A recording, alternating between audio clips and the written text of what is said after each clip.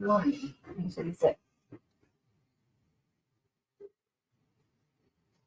I'm gonna eat that. I don't know. Well, here it is, late Tuesday night, just a day or two from Halloween, Thanksgiving.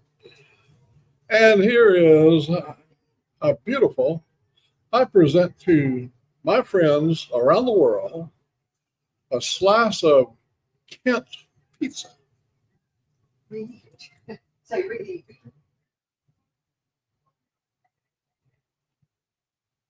Mm.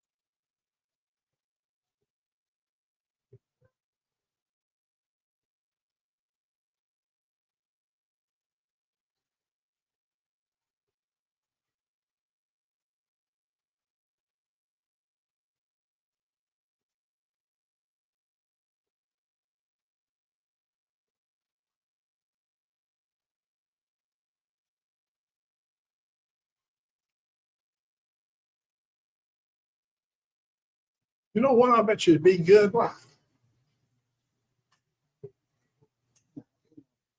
You might get me, if you would, get me a glass of that mango, and I'm gonna pour me some vodka in it. Mango and vodka. That potato vodka. Well, who's going to be the first victim on the Late Show with Old Mack? He's going to give you a Mac attack.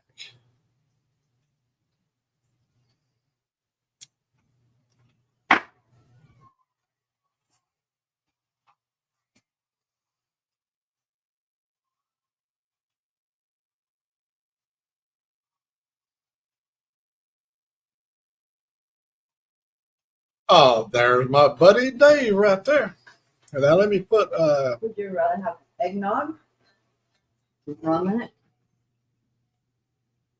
yeah, that might be nice. Yeah. Yeah, we're gonna have eggnog. Yeah, it sounds better. Let me hang on, Dave. I'm gonna fix you up here with a link. It's over on my page, but I'm gonna fix you up right here. Control V.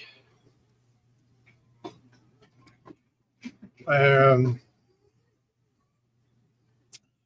there you go. Me. There you are. You're number one. Number one.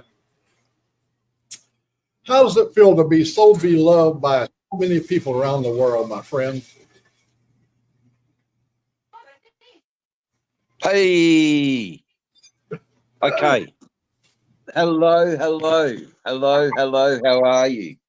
Does anyone know where Old Mack is? He's this real hairy old bitch. You know, and I'm his younger. I don't know who you I'm are. his younger brother. Yeah, that's all right. Here you are, his younger brother. Yeah. Joyce, what have you done to him? You've made him respectable. I know it It was ain't my you. sister. It's my sister. She did that. I knew she was going to pick me like a chicken. Yeah, she plucked you, mate. Could I offer you a piece of pizza? No, I'm good, mate.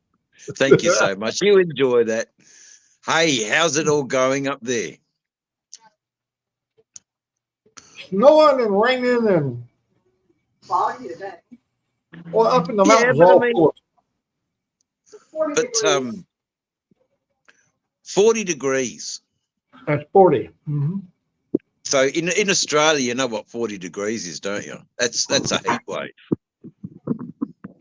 40 is a heat wave. Yeah, 40. This is 40 degrees Fahrenheit, which would be what in Celsius? It would be a lot lower number. 8 degrees or something, really Yeah. ridiculous like that. Yeah. Oh, look, mate, you're doing well.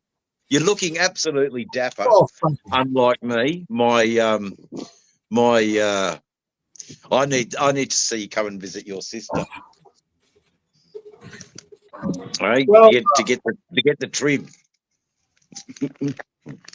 I was hanging around the house there, and we had talked, my sister and I, and you know, when you're at our age or my age, I should say, planning on something next year. You have to have a stretch of an imagination, but so why not? Let's do the things we can do while we can do it. Yep. So I think we're going to have lunch in Thailand. I think you and me. Yeah, me and you, we're gonna see. OC's got these Alabama boys over there that's helping with their menu and stuff, and I know you can. I know you can. You can eat Southern food. Oh, I can. Don't you worry about that. I can't eat biscuits and gravy though. We were talking about that today on retired riders channel.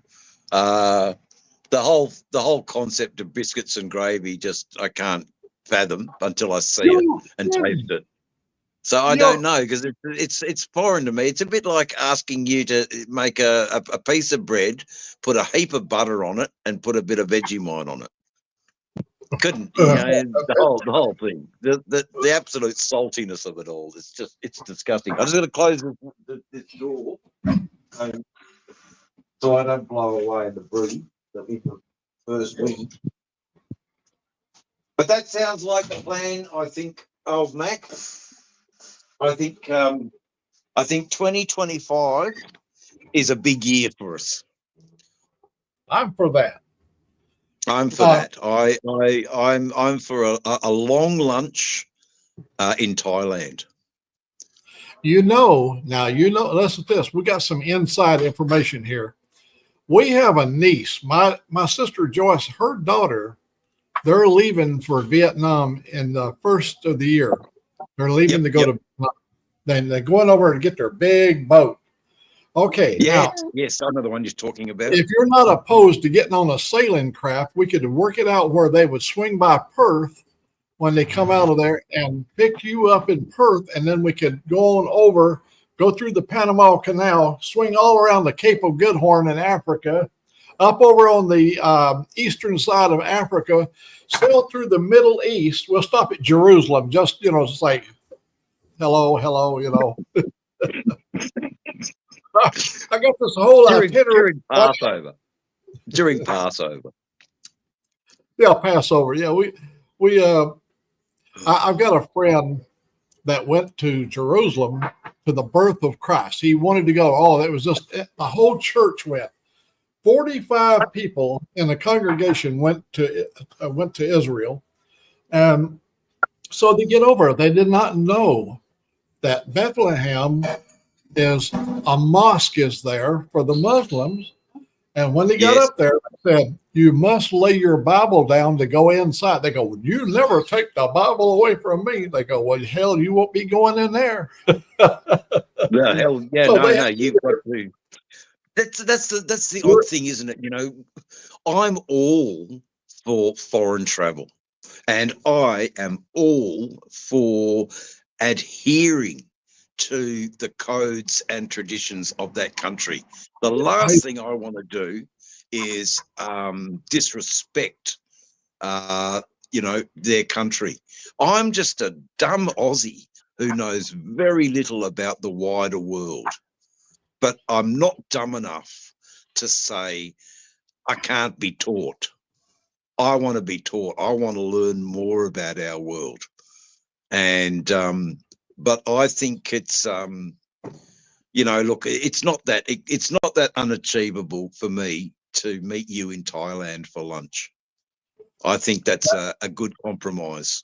I think that. Oh man, but what if we get over and want to stay? So Yeah. that's the only thing I can say is so. Well, OC's in here now, and we could throw him a few shekels, and maybe we get 3 hots in the cot. Oh, I don't know about that. Look, I want to go and support OC's business because, and he's saying, no, Dave, you don't have to. But OC has been, oh man, he was huge on my live today. He was definitely the celebrity in the chat today. Our good buddy, sick bastard, is not doing so well, and well, I call him, for the benefit of your dear sister, we'll call him Eric today. Eric's not doing the best, and I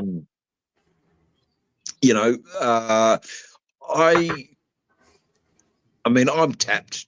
I've shouted $300 Australian to him, so I'm a bit tapped about giving him some money. But I've given him 300. What's the story on sick? Is that his foot problem, or are you having what's the issue? I missed out on this. Financial. It looks like it's financial. However, you and me both, we are without sin here. We can cast a few stones because we've sinned. We've put money in to help sick. So I don't feel so bad about talking about him because I have helped him out financially.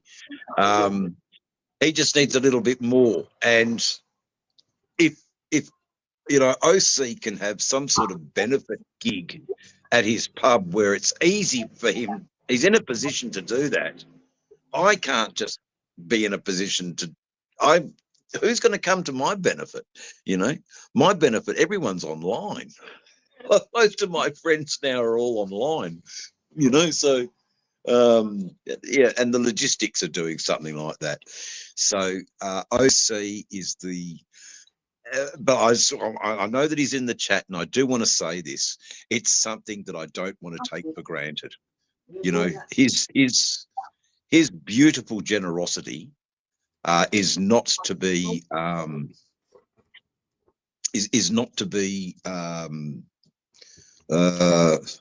squandered, I think is the right word. It's not to be rubbished. It's to be treated with absolute respect.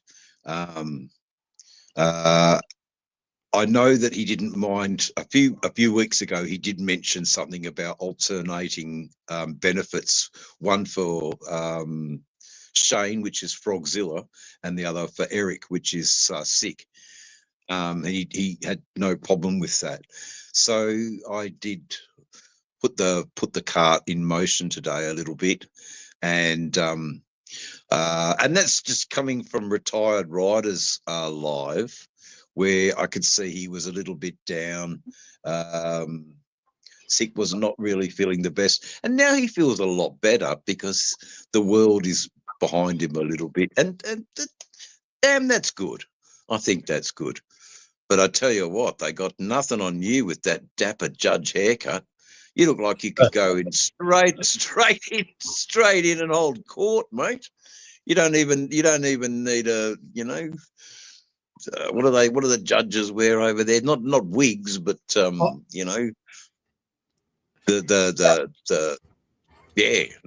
dapper, very, very smart. I don't even know who you are. I'm so used to you being wildy old coyote boy. Oh, you're used to. Here's what you're used to. Let me do this right here. Oh yeah, that's him. Right, that's who I know. Angelique, can you get me a coffee? Come on there, you heifer. Get me a coffee. That's exactly what I'm used to. It's a great photo, Old Mac. There you go.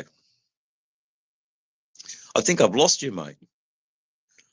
Oh, I'm running the show now. Okay, welcome to Dave's Live. Today we're talking to an old guy called Old Jerry. And Old Jerry, there's just to the left of me. And he's quite the character, everybody. Let me tell you. He's quite the character. Storyteller, like it's straight out of Huckleberry Finn. You can get your dose of America right here on the Old Mac channel. There you go. That's my endorsement for you late night viewers all around the world, all around and all over the globe would do well to tune in and listen to Huckleberry Finn recited by our Old Mac. There you go. Now I feel, oh my God, what's happened? He's hit something and he's, no, the live's still going. But I'm now master of ceremonies. I feel a little bit like Motorborn now.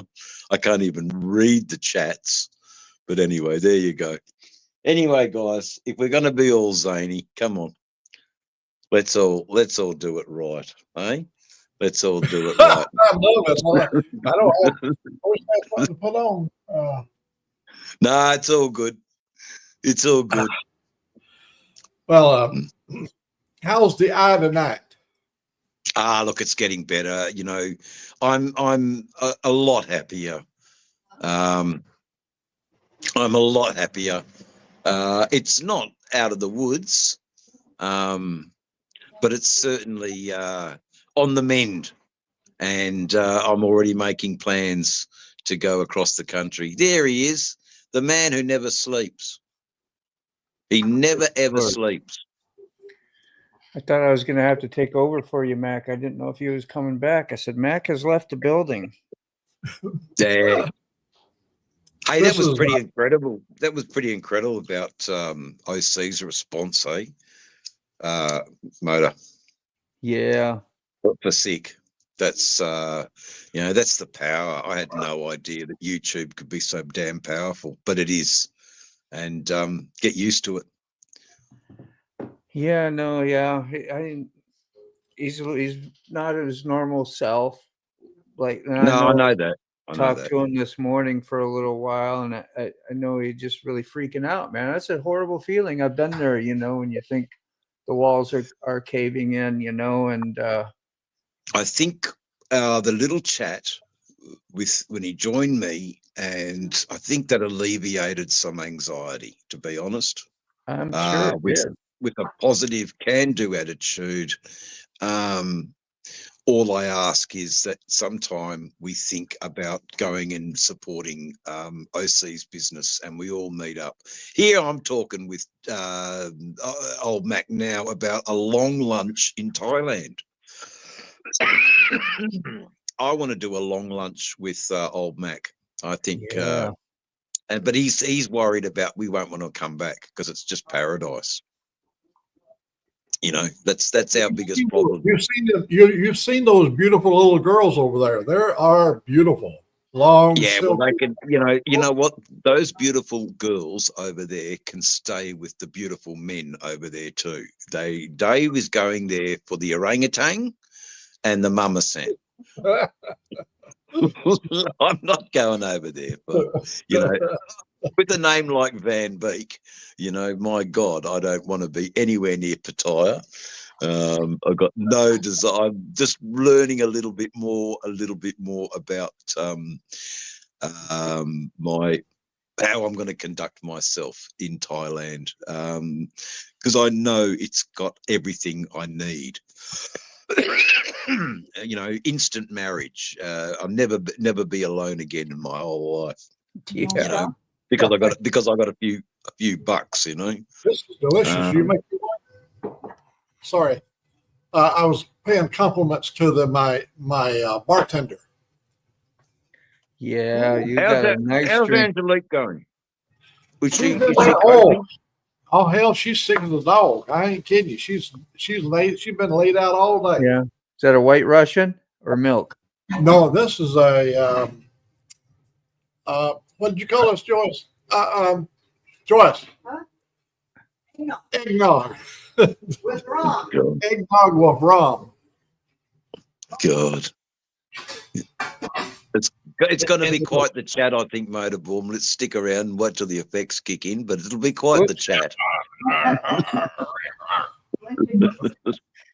I'll start sounding like a drunken sailor here in a minute.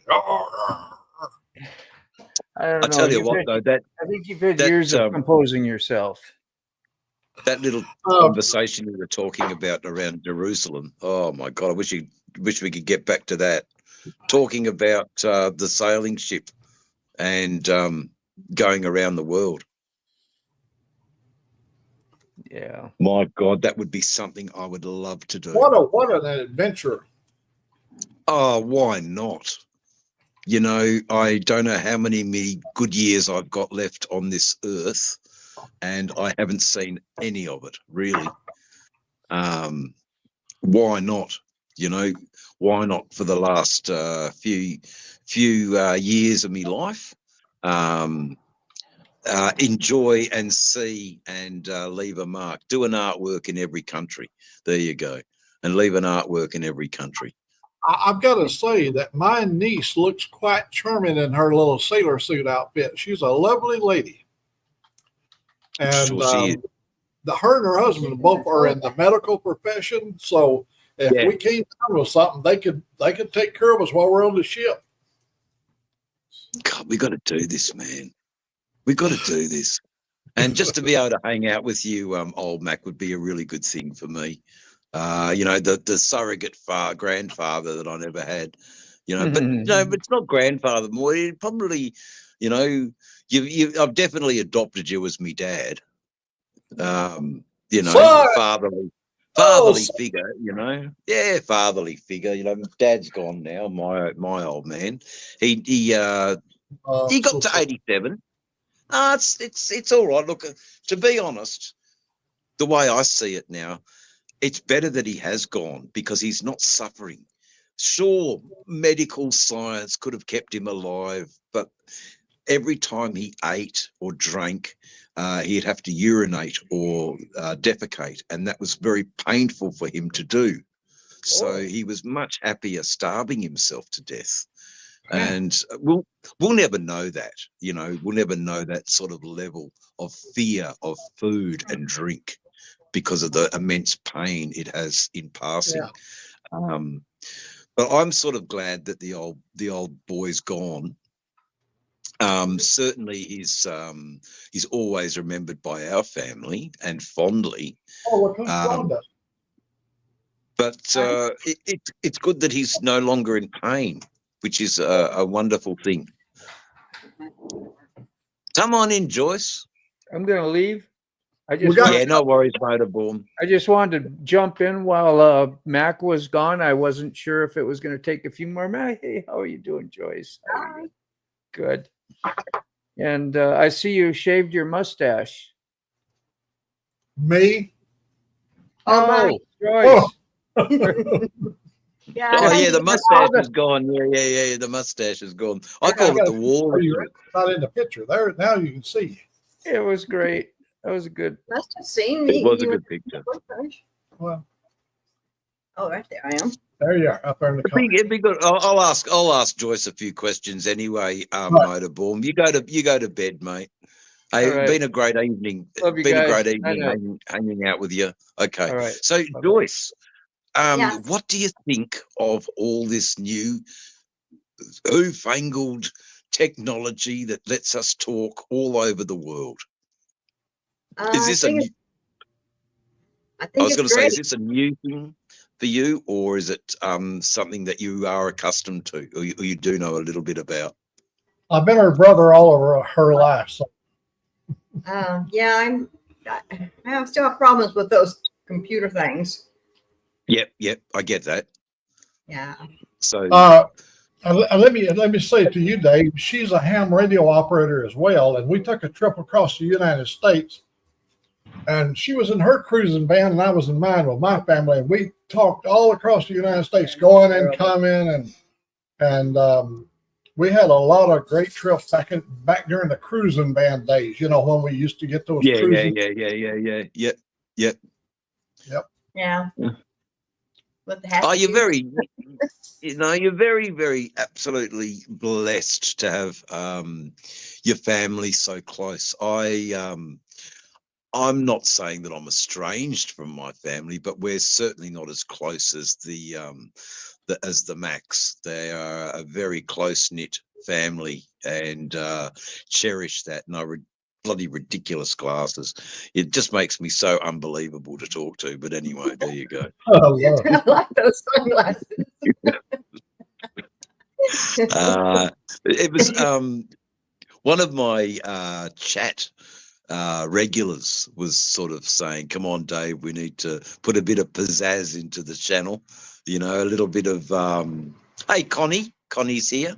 A little bit of sass and pizzazz into the channel, and I got the production notes off one of the chat contributors, and there was something about Elton John glasses, and then lo and behold, on the kitchen table is our the young girl that's here. She's 25, I think, with cerebral palsy. Non-verbal, non-physical, and she just lives her life in a wheelchair. It's her brain is amazing. She's a real Stephen Hawkins, if you know what I mean. So her brain is absolutely amazing. She's an author, and she writes everything down on a communicator, and Wow. it's pretty amazing. But her body just, no vocal, no, but you can understand her by watching the movements in her eyes. So you can talk, that we can communicate that way. And Dave, yes. I was going to tell you while you was talking about the lady that has the issues there. I was taking a class. I worked for Ronald Reagan. He was the president of the United States. I worked for a project called Star Wars, and we Yes. had to have our class to go through a laser, learn about light amplification. So they hooked us up in Sao Paulo, Brazil, with Stephen Hawking, and Stephen at the time could not talk, but he could blink his eyes, and he could Yes. type on the computer with just his eyes. And he carried on with his interpreter. He carried on at least an hour and 45-minute conversation with our class, speaking about, if you ever want to see true, pure history, just go out in your backyard and look up in the night sky and look at the stars. There's things that you're seeing that has been dead for 30 million years, and we're just now getting the light here. That's how far away they are. The true form of history is looking into the sky. What a wonderful human being. No better place than Central Australia. There is not a city. There's not a light pollution. It is. I'm looking definitely forward to the up and coming trip across Australia yet again. That's three times this year. I've been across Australia. Three times this year. Connie said hello. Oh, we're talking about Frogzilla. Frogzilla's in here, and my sister just noticed my other sister was talking to him in chat. You and I, we're able to verbally talk, so. I can't see any of the chat. Okay. She's going to come in and join you. I'm going to change channel. She's going to come in and change channel. Yeah. Sorry, we're taking care of it. Taking care of business. How come, Joyce, you want to come over to Australia? Come and join me on my channel. Can she ride in a kangaroo? Yeah, if he wants to. A man in a well-dressed suit at the airport, and he'll bring a kangaroo out, and then he opens the pouch, and you get in, and he can hop along, and that's how they go out back. Is in a kangaroo. That's how they go out back. That's exactly right. Or that, or the riding a Harley and the kangaroo is one and the same. That's it, mate. One and the same. One and the same. Exactly right. I heard Buck Brown really was he was defending them Indians tonight on Wasn't he? Oh, wasn't he? Yeah, he was a bit ganged up. Oh, Too many yeah, Harley yeah, riders in the channel. oh, it was so funny to watch them bantering back and forth. The old Buck was holding his ground. Oh yeah. No, he's he knows the art of conflict, does Buck Brown. He knows how to be subtle and put in that little assassin's blow. You know, that's how good he is. He puts in the assassin's blow. Did he tell you about going to war when he was an old man? No. Buck Brown went to war. He went to war as an old man, and they referred to him like granddad or grandpa. He was the oldest troop out there in the field. I think he's like 30-something years old when he went into Yeah, I know. It's disgusting how many young kids they sent over there as cannon fodder to step on an IOD or no, that's not really where I wanted the chat to go on such a festive occasion as being eggnog night at Washington. And you know, how do we keep warm in Washington with eggnog? 40 degrees of cold eggnog. Yeah. I'm sure it is. Can you imagine two old boys? Let's go back like 100 million years ago. Two old boys, pretty woolly like me and you, like I used to be and like you are now. And they're sitting there and they're watching this funny little animal that's got feathers all over its body. And the little animal hops along there and it squats and it poops out an egg out the back end. And they said, I bet you can make eggnog with that. They probably did. Instantly I think about the paintings from got artists like Bruegel and Rembrandt, the Dutch sailors, and the one that really comes to mind is the painting called The Night Watch. I don't know if you're familiar with it. It's a big painting about poor old Holland has been invaded by every country in Europe. And just for 5 minutes, they've closed their doors, and they have the Queen there, and the officers of the Guild of Cloth, and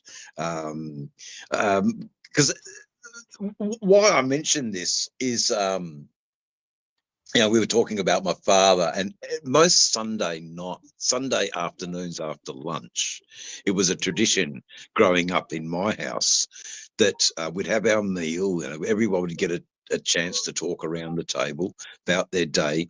Then Dad would bring out a painting and we would talk about the painting.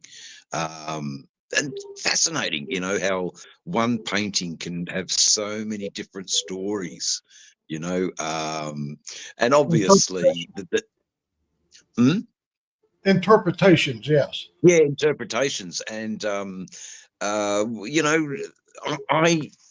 I feel so gifted for having that history around our family table of discussing high art.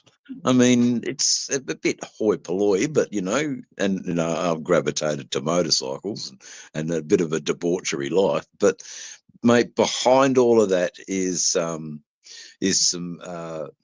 some very good memories of a very loving and pretty academic family, which I'm absolutely grateful for,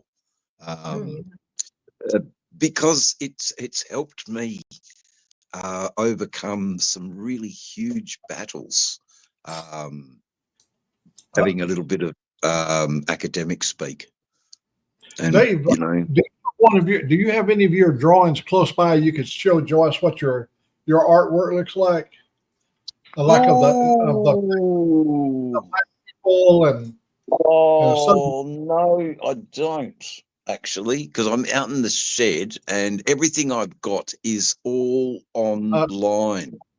Yeah. So what you could do is you could fast forward the show that you and Angelique watched, where I talk a little bit about my paintings and I bring the paintings out. That might. Yeah, I got them all. Yeah. Yeah.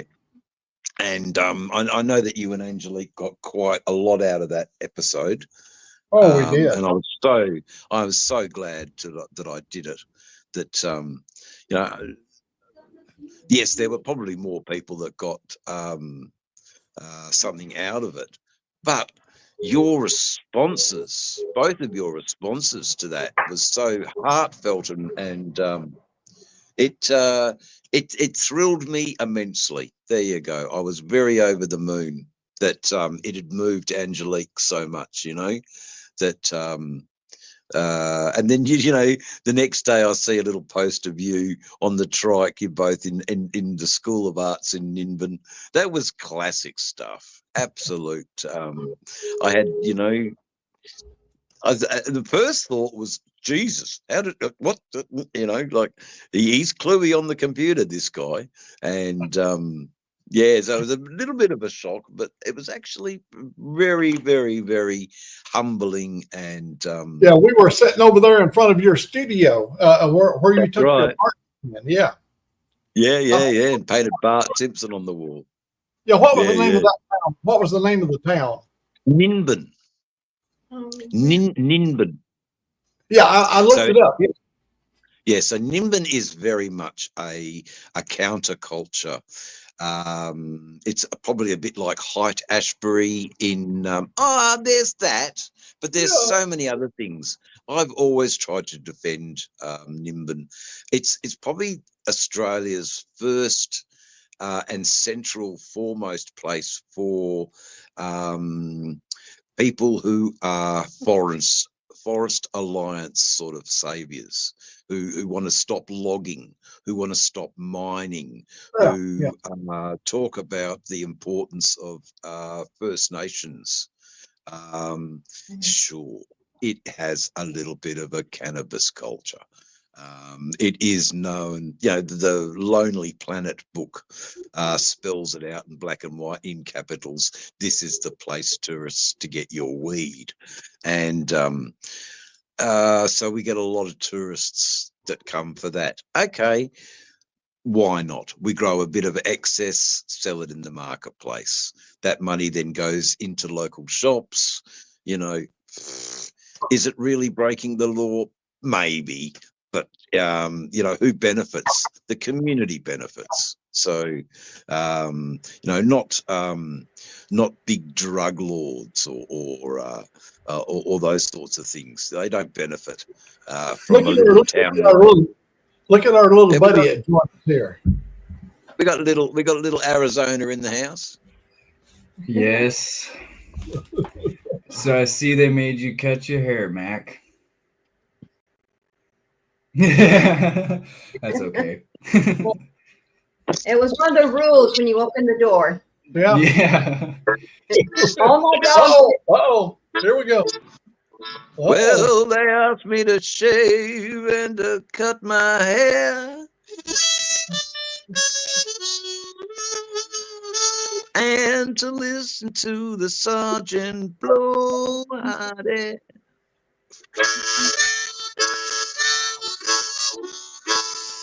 That's all. It might be a bit loud. Maybe a bit loud. After an eggnog. I've got to have another eggnog, I think, Joyce. Yeah. Then it just, you know, then it comes out. Don't you worry about that. Yeah, when the eggnog rolls. I want to share with you that when our uncle came home from the war, and you got to keep in mind, I'm older than her, but she was old enough to remember when he came home from the war. And the first thing he broke out was the juice harp. You remember the juice harp? And we'd never seen anything like that in our life. And he started doing that thing, and they used to play with all the British soldiers. They went into war into Normandy together. They went into the beach, and they would do that, you know, and the harmonica. They came back bringing all talents from over in Europe, you know, with them. Mm. This is what soldiers did, you know, to pass the time. They what a horrible horrible idea, field of conflict, and how does one stay morale boosted in fields of combat? And music is a communal thing, and instantly when you heard that, just a few little notes, how it makes you feel, Yeah. But yeah, I'm getting ready for the recording studio. We've got a few sketches that I've been working on, and we'll try and flesh those sketches out, and we'll That's put all on them. the other side. Yeah, the other That's side all of the way over Australia, on the east side, right? Yeah. over on the east. 6 days from here. 6 days. 6 days on the road, and I'm going to make it home tonight. There you go. Yeah, that's right. 6 days on the road. Who did that? Was that Glenn Campbell? No, Oh. 6 days on the road. I I have forgot no who. idea. I mean, I know the song. I don't know the artist. Let me I introduce don't my know the sister here to Desert Outlaw. We went through his little crib. We went through his little crib over there in Arizona. We cruised by. He lives up in the woods. He's like a lone wolf. Look at him right here. He's like a lone wolf. He's a cowboy. You remember when we lived in Chowchilla? Yeah. We lived with the cowboys. My brother and I were cowboys, but she had to live with a house full of cowboys. Yeah. We worked on a dairy. I'm talking about we were surrounded by cows. Yeah. I worked in the we worked in the big lots, and then they put us riding range. Oh my God, we rode miles, 5 days each. When you went out there, you had to go 5 days out on the range, and you stay one night at a different cabin, what they call line houses, line shacks. Yeah. Yep. Man, what an adventure! My brother and I, we Oh. found the 1923 Hubmobile car out in the woods and had a 1929 license plate on it. Bloody hell. Ain't that Yeah, something? that's amazing. Me and my buddy Alex in Pagosa Springs in the San Pedro Valley, there was a ghost town, and we found a old wanted Billy the Kid poster. Dude, Dude, it was Did you insane. snavel that? Yeah. No, I don't have Hope it you snaveled anymore. Oh, He took it. That's He was a little control. older. I didn't think nothing of it at the time because I was like 14 at the time. yeah. Now I'm thinking, well, that thing's probably worth a pretty penny. Oh, yeah. He does all the But things. we also- do. Yeah, I wish I still rode a lot more. I still rope every now and again, but I used to ride a lot of saddle bronc bulls, ranching, a lot of ranching. I told you about my brother jumping off the front end of a Dodge 1948 Dodge pickup truck and leap onto and grab the horns of these steers and wrestle them to bulldog them down to the ground. Yeah, I was gonna say I would use my pickup truck to haze the cows, and he would bail off. He'd stand up on the bumper and leap over, grab them by the head, and skid his heels and put them down on the ground. yeah, bulldogging. Bulldogging is a good time. Cowboy. Well, Dave knows about my cowboy days. Oh, Remember yeah, the- Floyd Plot. You remember the guy that taught me how to defend myself? You remember Floyd. what was his name? Floyd Floyd? Plots. Floyd Potts. I'll never forget. And the other one I keep forgetting is the Willie Dukes of Burnett. Hazzard guy. Willie Uh, Burnett. That's it. G.W. Burnett. Burlett. Yep. Burnett. Burlett, yeah. Burlett. Yeah. They're just beautiful names, and the stories. Like I say, Mac, from an Australian perspective, listening to your stories is like reading a chapter of Huckleberry Finn. I absolutely, from the horse's mouth, do I get to hear you guys. There you go. Huckleberry Finn. What have we got here? This is Yeah. one of the first indigenous tribes in Arizona. It was a lady that got painted by my grandmother and her baby. Wow. Oh, wow. My grandma owned a art studio. I was listening to Dave talk about art, and just got me thinking. My grandma, she owned an art studio in Sedona, Arizona, and she made her living off of raising 10 kids. But she painted a lot a lot of the Indians that were originally there before the town was built. Wow. Well, we Did any of that artistic bent rub off to you? Are Dude, you yeah, able I to- paint all the time. Good. I paint and I play a lot of music. Yeah, so it did. You know, it's run. It's the Oh, it yeah. runs in your Creativity family. juices. Yeah. Yeah, that's the one. Yeah. Thank God. I'm sure that Angelique will be good with the paintbrush, given half a chance. I think if she channels some of that First Nation people stuff, I think there's something there in that. I know she likes doing the craft and everything, yeah. but you know, if we're supportive, hopefully we can think about an income stream for the rest of her life. Well, I'd be lovely if she finally gets on her feet where she's getting to utilize some of the things that she really enjoys doing as well. You know, there's Yes, no better and way. that way, The best way that's to the make best way to it make a something you enjoy. yeah, exactly right, Mac. Exactly right. And for us too, it's about spending what we've made and having a long lunch in Thailand. Oh yes. Yeah, we're gonna. Thailand, I've got a friend that lives in Greece, and we're gonna stop Yep. on our whole tour. We're gonna go through the Mediterranean. We're gonna wheel in there, and you and I are gonna have a shot of ouzo. Oh yeah. And listen to Leonard Cohen poems while getting drunk at a little cafe overlooking the sea in Greece. I can't think of anything more than having a long lunch in Thailand that I'd rather do. Like I said, you know, I've Sounds so accepted. nice. I've accepted that, you know, I'm not going to be here forever, and I have a few years left, and I want those years to be brilliant and the best memories, you know, for me. You know, not for YouTube, not for anything else, but if it's shared on YouTube, excellent. But you know, it's hopefully something. I think 2025, Old Mac. Let's do this. We're gonna. You know, We it'll be we have. Yeah, we got to make the plans. It'll grow. It'll grow, and now the next thing we're going to see is OC has just left the country when he hears we're coming.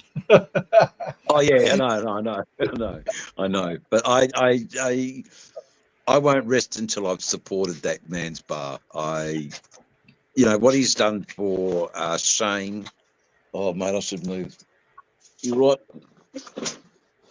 You know what he's done for Shane and what he's doing for Eric is it's easy for him because he's in a well, it's not easy. It's, you know, there's still an outlay of cost, you know, to buy the pork, to buy this, that, and the other, and you know, the return isn't as great as America or Australia. If we were to do it, we'd get a bigger return on the individual pricing of things. But he's in a position to be able to do this. He's offered, and I put two and two together and did a little bit of networking, and hopefully that's cheered Sick up a little bit.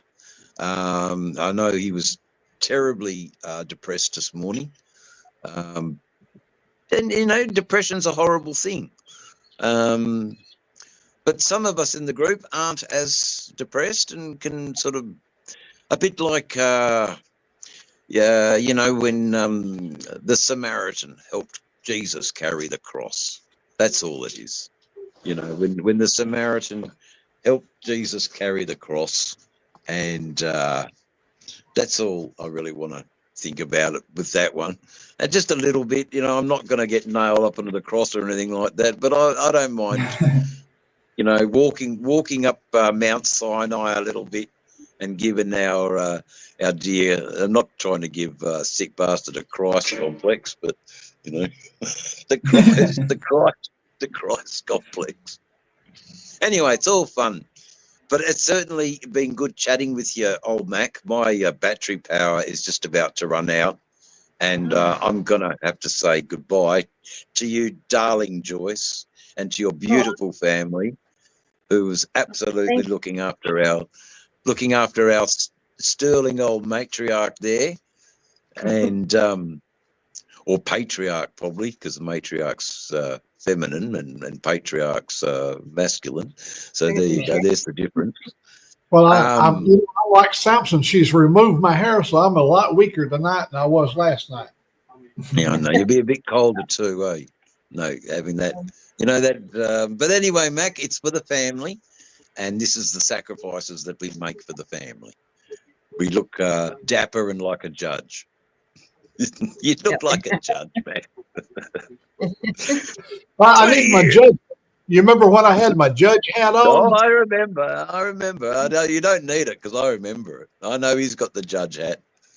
Oh yeah, he's got the judgment. He can give the judgment. I think I was the one that called you judge. How you going, Judge? Yeah, that's right. When we was little boys, when we was little boys, we learned our first poem was order in the court. The judge has got to spit. All that can't swim had better get. Yeah, that's it. Yeah. Order in the court. Yeah. That's right. You talk about your adventure. Go ahead. You're talking about your adventure going where you're going. Thailand. All I have to do is go to Walmart. It's a new adventure every time I walk into Walmart. Yesterday I walked in, a guy who had a snake around his neck. A snake around his neck. And he's looking right at me, little beady eyes. And I thought, well, that's not really a snake. He said, yes, it is. Her name's Andorra. Would you like to pet Andorra? I said, hell no. Oh, hell no. Yeah. You give me a heart attack. I'm old. I mean, it's Walmart's or something probably else. Cool. That's it's probably cool for that person. Well, maybe not. The snake was probably responding to its body warmth of the person. Oh, yeah, it was a big one. It was a python. Yeah. He was pretty, but Crazy. I didn't want to touch him. I don't like snakes. I got snakes that big at my bedroom. Yeah. Well, they're just mice patrol, aren't they? Mice control. Yeah, that's you don't right. need to put down like mice. Yeah. And he has to have possums to control the snakes. And then we have to have raccoons to control the possums. You got it all going. You got it all going down there. But I will say this, I think Thailand is a bit more achievable than America, just for immigration issues that I might face at the border of America coming in from Australia. I'm not going to face those same immigration issues in Thailand, and it's just, I think, logistically a lot easier for me. And hell, wouldn't it be amazing? I want to see those orangutans. I want to see the, I'm not interested in Pattaya one bit. I want to see the massive statues to Buddha and the craftsmanship that's thousands of years old. Honey's still in there. And certainly see the rainforests. And, I think OC will be a most warming of hosts, and I think we'll have a great old time, Old Mac. So hopefully we can do this. I don't think it's going to break the bank to do this. I don't think it's going to leave us in abject poverty. It's going to sting. It's going to sting a little bit, But I've got a good 5,000 AU that I could. I think 5,000 AU would give me a return trip to Australia and a wonderful time and help out some impoverished people of Thailand. Well, when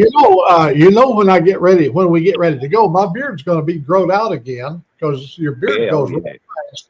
So it'll be all growed out again. And listen to this: if things go belly up over in Thailand, I know how to use a pistol, and I can teach you stuff, Dave. I can teach you stuff, and you and I could be Butch Cassidy and Sundance Kid. I ain't kidding. We could take Thailand in one weekend. If you can work They'd love us, mate. They'd put us on everybody circuit. We God, we come on after the lady boys. God, I could just imagine it. Bloody hell.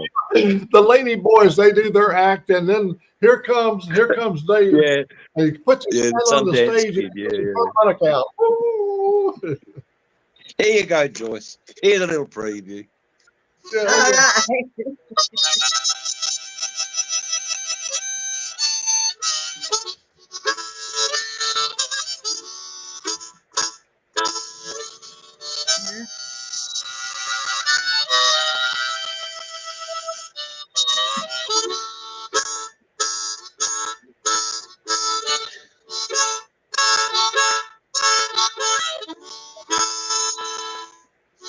There you go.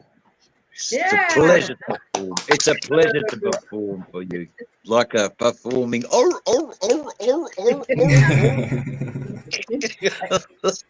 least you didn't have a snake around your neck. No, and God never would. I don't like snakes. I'm not a fan of snakes. I shoo them away in the bush. Hey, Dave, tell her about them spiders that can eat a bird. Oh God. Yeah, I don't even want to. Yeah, I know. The bird-eating spiders, they're in Thailand. They're all in Thailand. You got them in Australia. Camel spider. That funnel web. The funnel web's a different spider. The funnel web's only about. He wouldn't get bigger than the base of a cup in size with his legs and everything, but he's furry. And he's got 2 set of pincers that if they get into you, you better get yourself off the hospital. Oh, that's a funnel. Oh, that's not the snake. I mean, the spider that puts webs everywhere in the wind. That's not the spider. Uh-oh.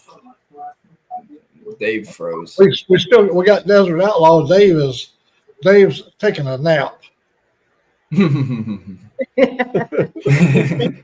He's got his thinking glasses on. Yeah. Hello. Come back, Dave. Come back. We're not leaving today. His phone must have died, huh? Yeah, he said his battery's almost dead. That's what he said. See, we talked him just a little bit too long. Yeah. What you guys been up to today? We had a laid back day today. Well, she was sick all day. Oh. Angelique was sick all day. I got up at 7:30 this morning and got on the air and did 2 hours of my thing. And it's been raining. It's just been middle. We didn't even get out of the house. Windy, 40 degrees all day. Yeah. 40 degrees. Day for chilly.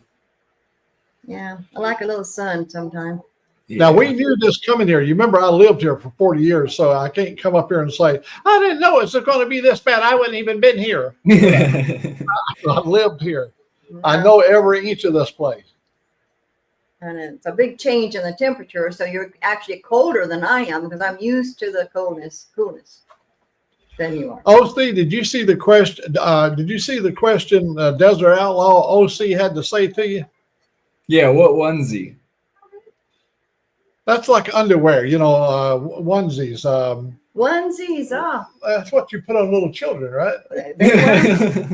Yeah, that's like the pants and the shirt connected, right? Yeah. Onesies, yeah. No, I got sweats on. Sweats in a separate jacket. Yeah, it's all one piece. You have to unzip to go to the bathroom all the way. Why would your mind go to something like that? Oh, I'm sorry. This is embarrassing. This young man should never be exposed to that kind of talk. I know, he turned his head. No, I was reading. I got 2 things, so I was reading it. These old cougars, you know, they might say anything. Oh, I don't mind that. And after a certain age, you forget what you're saying. You just say it. Oh, here comes a Just deaf comes walk out. right here. No filter. No filter. After 80, no filter. You That's can see him out. okay. Yeah, she. Here goes one right here, walking death right here. Deaf, I gotta go. dead girl walking. There she goes. I gotta go There she get goes. talking. Right. Dead girl walking. Yeah, something's in the air. It seems like everybody down here is getting sick too. Well, we out there traveled waiting across for the him. whole United States and stayed at a lot of places, eat at a lot of restaurants, I'm sorry. and you know, if there's anything between here and Alabama, we probably caught it.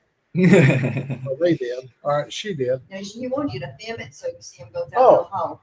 I can't do it in the nighttime. I have to do it in the daytime. My sister's got a doggy door, and my dog is big as the door. My dog is a little dog, but he's really wide. And he has to wiggle his little butt to get his little butt out the door. And I wanted her to do a little short for her video page. I wanted her to do a little short of him wiggling his little butt going out the door. It's Oh, funny yeah. how he hikes one. Yeah. This is my friend. You met him the other night. OC, come walking over this way because you're not in the picture. I gotta go check on my little dog. He's been laying like Oh, he's dead go for for it, an go. hour. All right, she's got to go take care of the baby. And she said, hello, Nice OC. talking. Talk soon. Hello. He said, OC, she said, hello, and she's got to go check on the dog. We got dogs everywhere. It's going to be a dog night. I'm gonna piss, Jerry. Huh? Oh, yeah. She was over here talking. She was over here talking, and she had a eggnog sitting over there, was heavily fortified with rum. And while she was talking, her eyes kept looking over there, you know. And finally, she made it back over into the area where her eggnog was. Now she got a smile on her face. Yeah. You ever try the Mount Gay 1865? Kind of a weird name, but it's a pretty good rum. I'm pretty sure it's Kentucky. Oh, you're watching the series 1865? No, I was wondering if you tried the Mount Gay rum. Oh.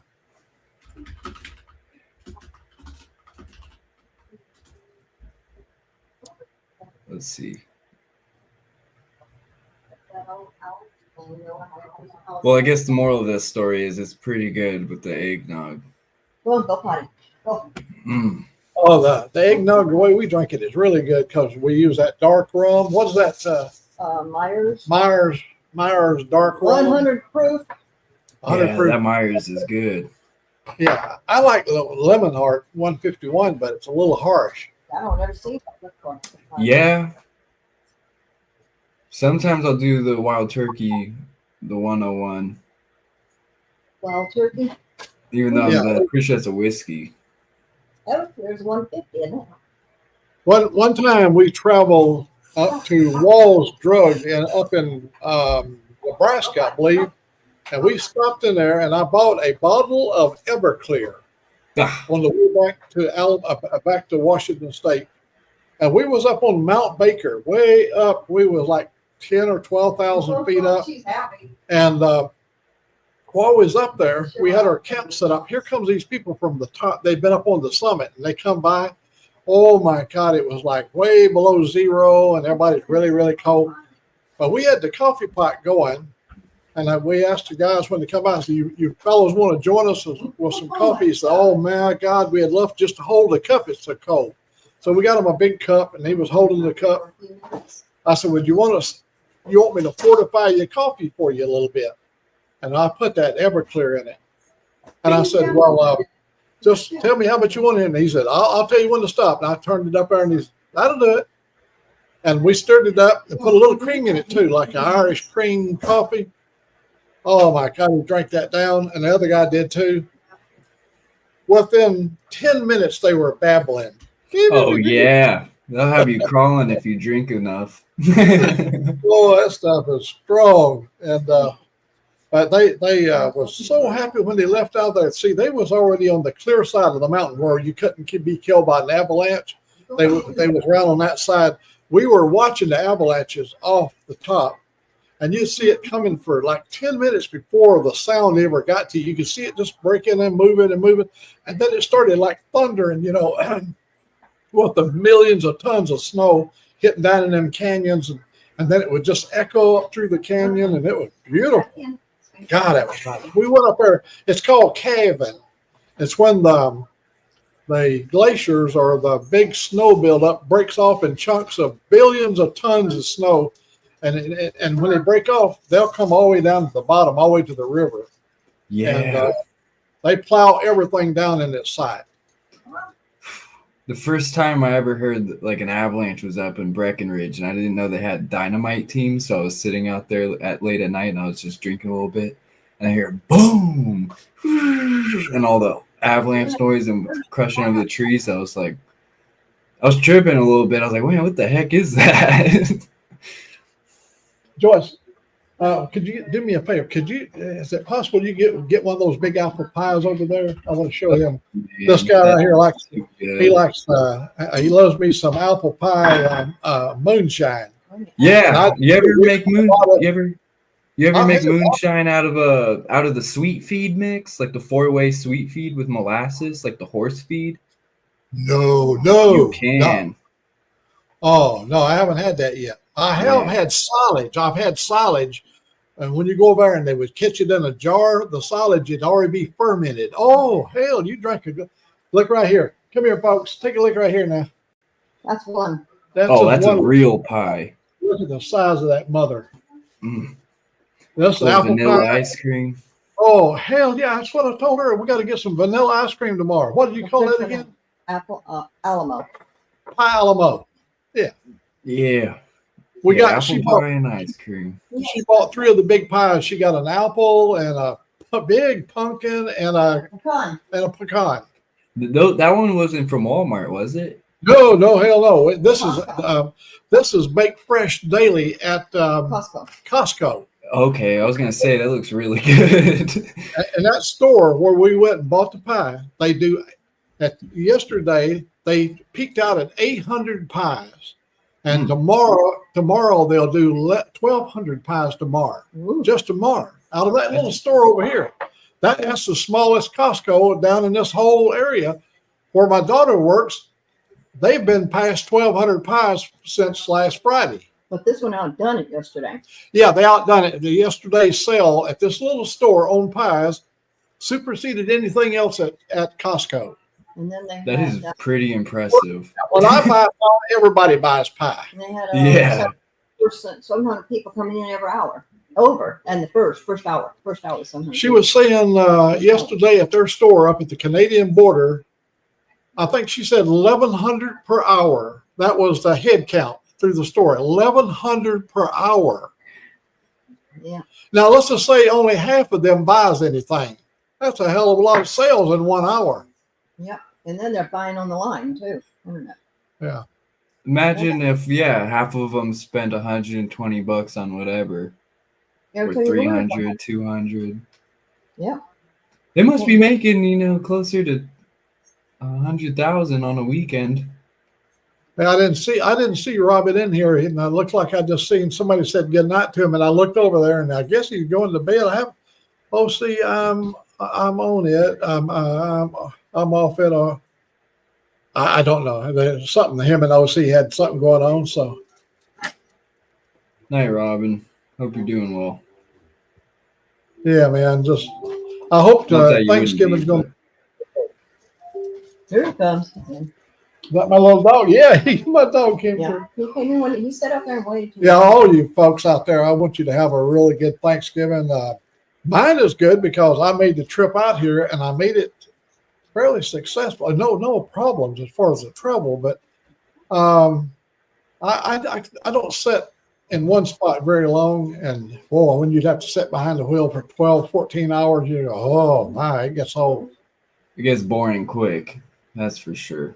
Especially when you cross Texas. There's nothing out there, especially coming northeast, west a bit. West Texas is plain. Besides El Paso is kind of cool because you get to see the border. Yeah, we went to El Paso purposely to see the border. And long before you get to El Paso, you travel right alongside the Rio Grande. And then we drove down. We were like from here to the street out there from the border, and it was zero, dead, nada. When my sister and I was down there the last time, you could see people swimming across the Rio Grande River. Literally see many people out there.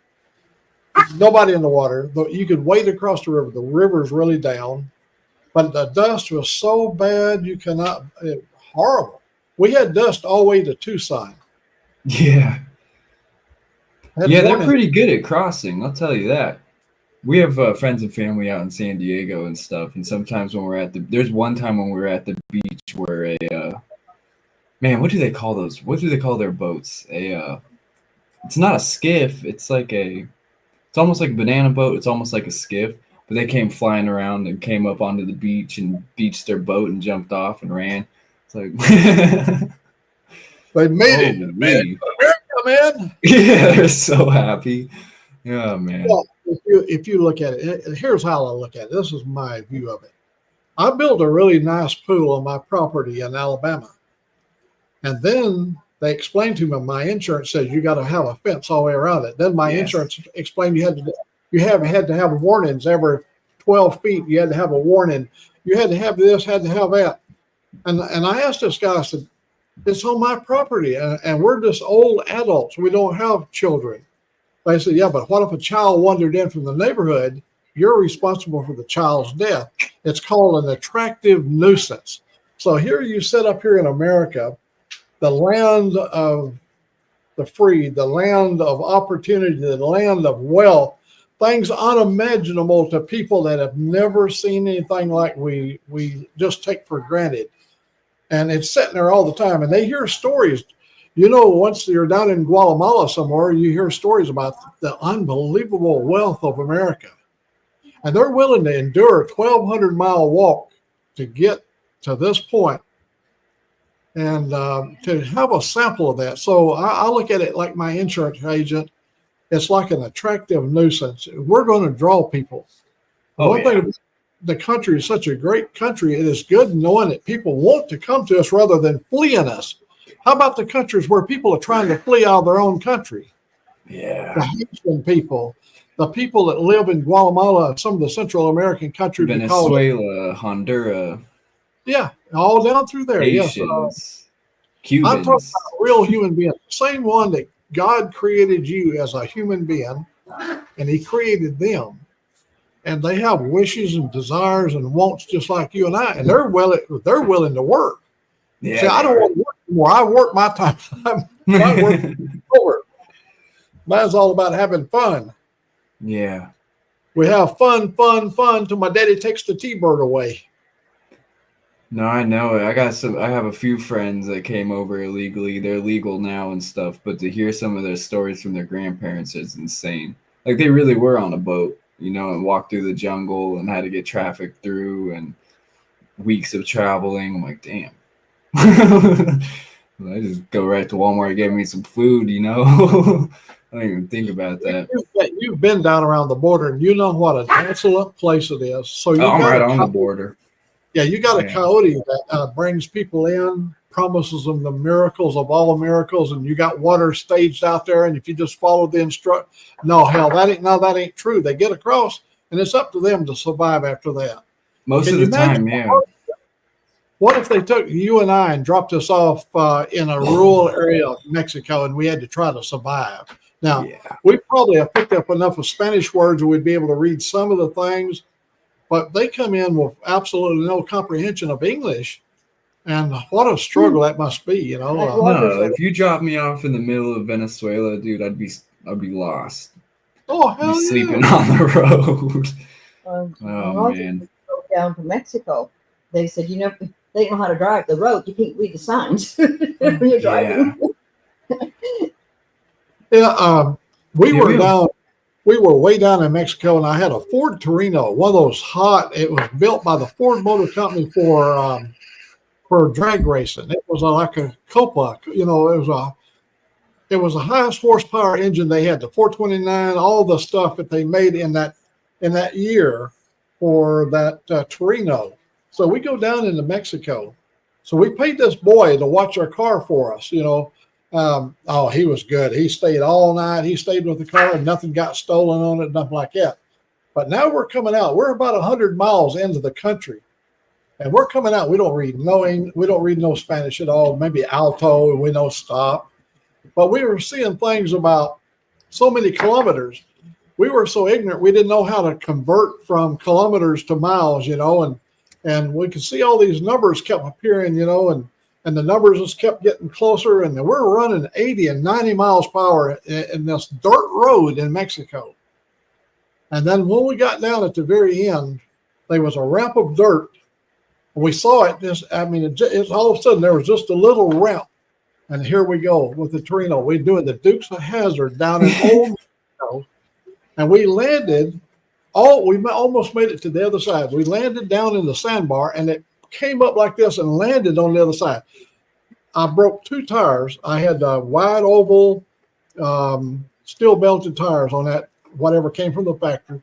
Tore a big chunk of the rubber out. I had airbag suspension, and the airbag, it ruptured an airbag. We made it all the way up to Eagles Pass in Texas, and Padres Negros is on the other side of the border. When we got at Eagles Pass, we went up there and replaced 2 tires. They replaced the airbag. Then we made it back to San Antonio, Texas. As soon as we got to San Antonio, they sent us to Spokane, Washington. We had to leave within a day or two. We went all the way from San Antonio, Texas to Spokane, Washington. When we pulled up to our location in Spokane, one of my tires blew out. Boom. Just in time. That landing was murder, let me tell you. That's wild. That's a wild story.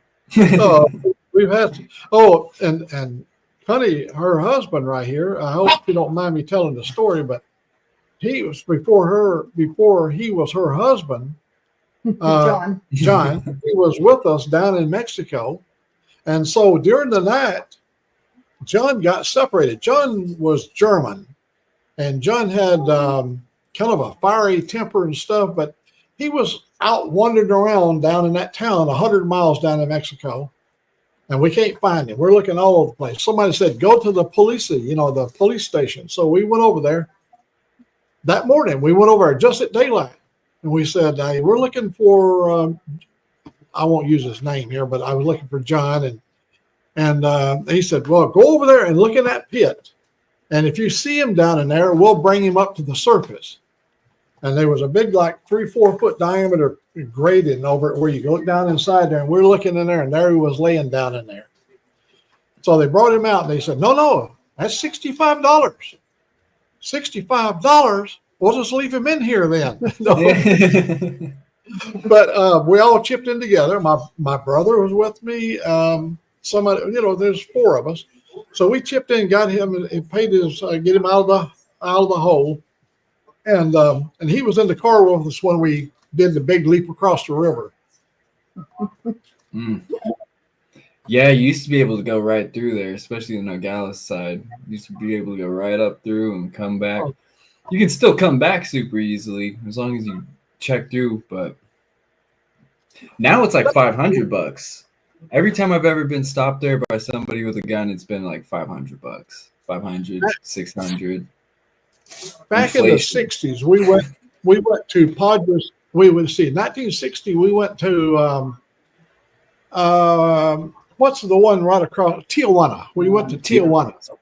So we're over, and so my sister right here, we were going in and out of these buildings. They was doing some work under the sidewalk there, and she looked down, and they was looking up. There's a hole. There's a crack. There's a crack there, and they was under there. Yeah. Yeah, heck yeah. There's tons of tunnels over there in Tijuana. They do a lot of little trafficking over there, I'd say. Do you ever go to the red light district? Oh yeah, we did all that. When me and the boys went over there, we went over there and we took a Mercury car and had the tuck and roll primer. What we call tuck and roll is the pleated leather seats. Yeah. They used to, and in the old days, they would fill the pleats with sand. They'd fill it. It was so nice and firm. It fit real good, and the cotton never did sag or nothing. But when you got a leak in them threads, you begin to see sand start coming out of the threads, you know. Yeah. And the car weighed about 300 pounds heavier once we got through, put all that tuck and roll upholstery inside of it. And dingle balls. And dingle balls. we had to have the whole Hi, works. Frog. Oh, Frog's leaving us? Hey, good night, Frogzilla. Yeah, Lost Port Richie. I had a buddy, I don't want to say his name, but he had kind of what Sick had going on with like a hole in his foot. And so he'd go down to Mexico all the time for like medicines and whatnot.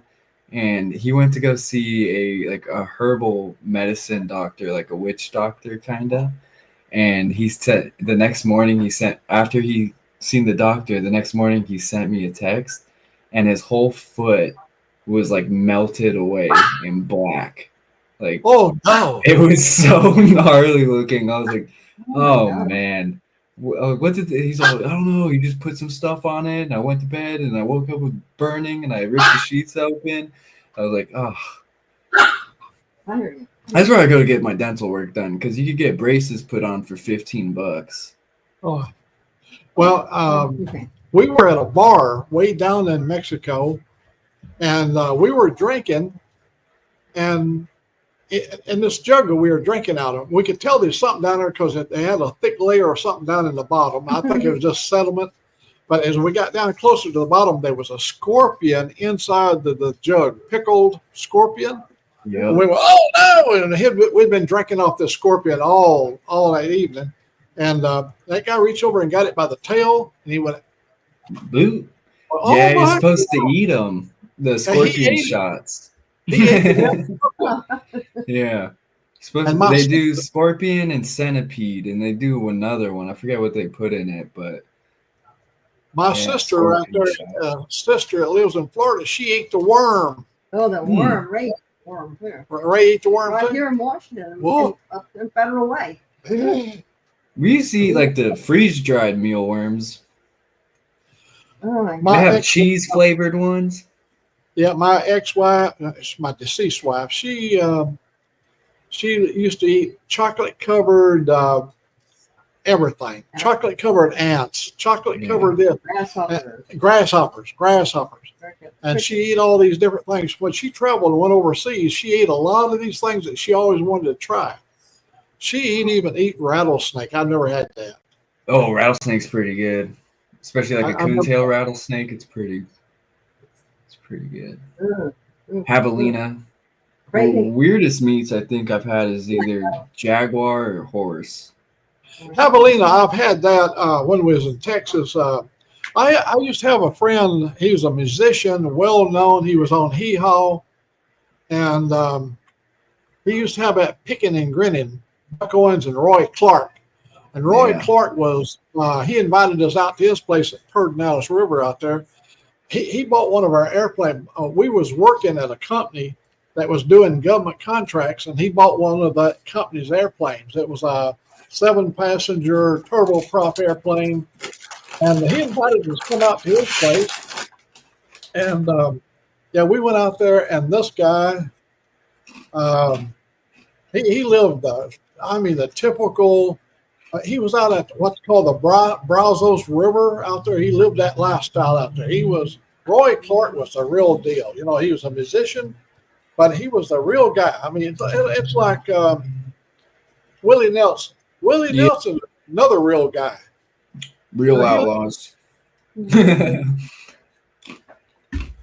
we met another guy there in Texas, Charlie Pride. Have you ever heard of Charlie Pride? I like Charlie Pride. I do too. We went to his bar up in Austin, Texas. We went to his bar, and we have never been treated so well as we was up there. But also, we went when we was at, I believe, the Lake of the Ozarks. We went to B.B. King's place. Dang. Guitar Lucille, you know. Lucille.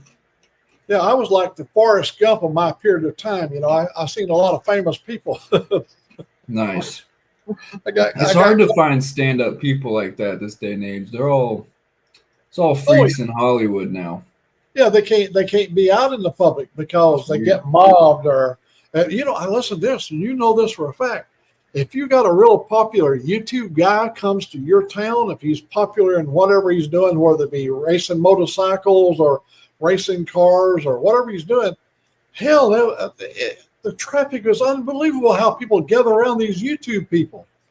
Just plain old everyday YouTube people. It's got a good channel. Yeah. Watermelon Wine, Charlie Pride. I love that song. I play that for Angelique. I looked it up and played it for her. Yeah, Watermelon Wine. You got to have that kind of voice to be able to do something. Cash. Oh, I love Johnny Cash. Yeah. Johnny Cash, Willie Nelson, Hank Williams Jr., Waylon Jennings, Chris Christopherson, Charlie Pride, David Allen Coe. You name it. I took my daughter to Nashville last April, and we went to what you just said his name? The Hall of Fame. No, Nashville? yeah, the one you just. Grand Ole Opera? Oh hell, the guy, the country singer you was talking about, Johnny Cash. Johnny Cash. Yeah, she mentioned it and it just made me think about it. We went to Johnny Cash's bar. Oh, you did? Oh, Yeah, up in Nashville, Yeah. and we had a good time up there. That's a beautiful time. Yeah, it is. Nashville is beautiful. Don't go on The Monday. Music Hall of Fame, and they got tons of good music shops, like real music shops. Our cousin, he used to play in this. Was it a quartet? Yeah, I think it's a quartet. And he had that deep, deep voice. And my gosh, he sounded so good. And he had these old tapes that he had made, tape recorded, and I took and made a musical video of his music and put it into a CD format. And he really loved that, that doing a musical video of the music he did back in the 60s. Guitar and everything. Well, we brought it into the new 21st century. You should Now post it on, record it and post it on YouTube. You can't. I got it. I do have it at home. I do have it. Yeah, it's mine. I already asked him. He said, you can use it any way you want to. Yeah. Okay. Yeah, I can use that. I've actually have used his music. He's just got one of those great voices. And what happened is I was up in Seattle. We went to a big football game. Seattle Seahawks was playing the Denver Broncos up at Seattle, and we went to the game. And when we come out, hundreds of prostitutes there in Seattle come swarming up on us, and they was kissing you and holding on to you, and all they wanted is a little bit of money. That's right here in Seattle. So they took a lot of pictures of me of all these sweet loving women of the night. Women of the night. Sweet loving women of the night. And in this song, and my cousin sang this song back in the 50s and the 60s. And I used me with these women, and it was talking about men and their money. It was a religious sort of a gospel song about how we would turn the money over God. And so I incorporated me as a human being with these lovely ladies hanging on me and big breasted women. Anyhow, to do like that to hold on to it. But these women are just they're out there advertising. They want you to come down to their club. They give you a little card and give you a kiss on the cheek and rub your leg a little bit, whatever, just to get you to come down to the club. And so anyhow, I put that in this song. Oh my God, they got the biggest kick out of that, because it's showing what man can do with his money, how he can squander it, how he can waste it on earthly goods and stuff, and they got a big kick out of that particular song. And did you see some of the things I did with Elizabeth Falwell? She's from up there in Val-d'Or, Quebec, and she sings in Celine Dion's studio, and she records in her studio. And she done all these Wind Beneath My Wings and so many beautiful songs. Well, I turned them into musical videos for her, and it just went all the way around the world. She was an airline stewardess for 20 years. Dang. So she was known around the world as just a good human being, and what a voice that she had on it. her dad is so proud of that music I did the musical videos for. He comes on here with me and joins me. That His was name- the one with the eagle. The eagles. Yeah, that's right. That's Yeah. right. Well, eagles flying over, getting a fish out of the water and going up in the tree and eating it. Yeah, that's right. That was I her watched thing. that the other night, I think, or like a month ago. Yeah, so it's hard to judge a book by a cover. You wouldn't think an old country hick like me would have made a musical video, but I made lots of them for a lot of Hey, people. yeah, music resonates on a different level. It's like if it's relatable, it's relatable. You know, that's why I like it. Well- It's almost like a language of itself. Guess who's back? Ooh. I'm actually in the middle of looking up something for your sister. Okay. Now she's saying that she likes country music. Yeah. Charlie Pride, Johnny Cash, the what's his name, Waylon, and I thought I'd introduce her to something very, very special, and it's very, very uniquely Australian, and that's our Slim Dusty. I was just trying to look for something that I could post. A little Slim Dusty song. Because you're not are you monetized? No, At the no. moment? If it don't get us kicked off the air, for it. I don't think so. I mean, Slim Dusty's passed on now. He's I think the family would be very appreciative, actually, of promoting Slim Dusty in here in Australia, here in America. Slim Dusty, and the song is so if Connie could get on the Google, because she's a pretty smart and snazzy lady. Slim Dusty, the rain tumbles down in July. Let me know. I think See, he's got that song. well, I mean, it doesn't tumble down in July in America, does it? Oh, it tumbles down here. That's the monsoon Oh, it does. season down here. Well, there you go. Okay, well, the rain tumbles down in July is a song about when the rain falls in parts of Australia. That's like gold. That means that the crops can grow, the tanks can get filled up, the water troughs for the animals can get replenished. Rain is the lifeblood of the agricultural heart of Australia. And without the rain, because I'm on the bourbon at the moment. A bit early to be drinking the bourbon, but nonetheless, we're on it. Yep, got another bourbon. A quick cheers to you Cheers. and your eggnog. Yeah, She's gonna get bourbon. he's got his bourbon. Got his bourbon. Mm. Honey's got bourbon tomorrow for eggnog. And my medical treatment to Joyce, Hitting the robot. hitting the robot. Oh, so it's so good. Yeah. Slim Dusty and Slim Dusty is his name. or there's a trucking song. A bit of a trucking song called The Lights Over the Hill. Over the hill. Okay. Would you look at the picture of Old Mack? My God, guys, it's just ridiculous. You look so out of it, mate. Yeah. You I'm look baked. absolutely, I'm baked. you look absolutely baked. Absolutely, Old Mack. This, what's this? Let me see, Anyway, right. enough of me. Enough of me. It's not my show. Oh, they hear- No, I'm only a I'm not contributor. Come on, get me on. Oh, I'll get you out. So I can hide. I can hide. Oh, I got you. I got you. I got you can hide covered. in the ground. There you go, the car. Thank you, Mac. Oh my God. I'm not a celebrity. Oh, look at that. There you go. This is one of my all-time favorites. what is that? It's a little slow, though. I'll tell you that. But at least you got vinyl. At least you got vinyl, mate. Man, record machine. Freaking love that thing. Hey, show Joyce that. Show, and those scissors.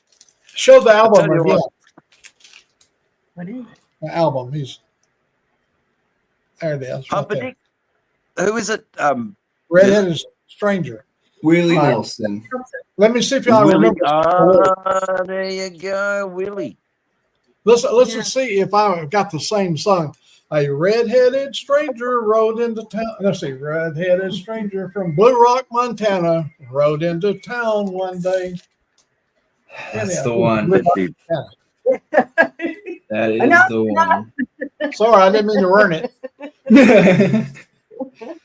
Enough's enough. Yeah. Funny that you say that, Mac. We were talking about the different YouTubers singing on their shows, and I was telling Ray Gregory and Retired Rider how they sound straight out of a barbershop quartet, you know. Oh, Connie and those scissors. And he's still there. Really? Oh, thanks. Gotta get this right. Oh, Woo, Back. No. woo, woo. Ah, Eyebrows. oh, the brows as well. Actually, it's a dapper haircut. But enough now. Professional. Give it some time to grow. You know. That's a I was fine gonna cut looking the hair beard, I out. guess, today. Probably got that a bit of a wash. She'll take the hair out of my nose Yeah, in another minute. that's coming Look at Oh that. yeah, no,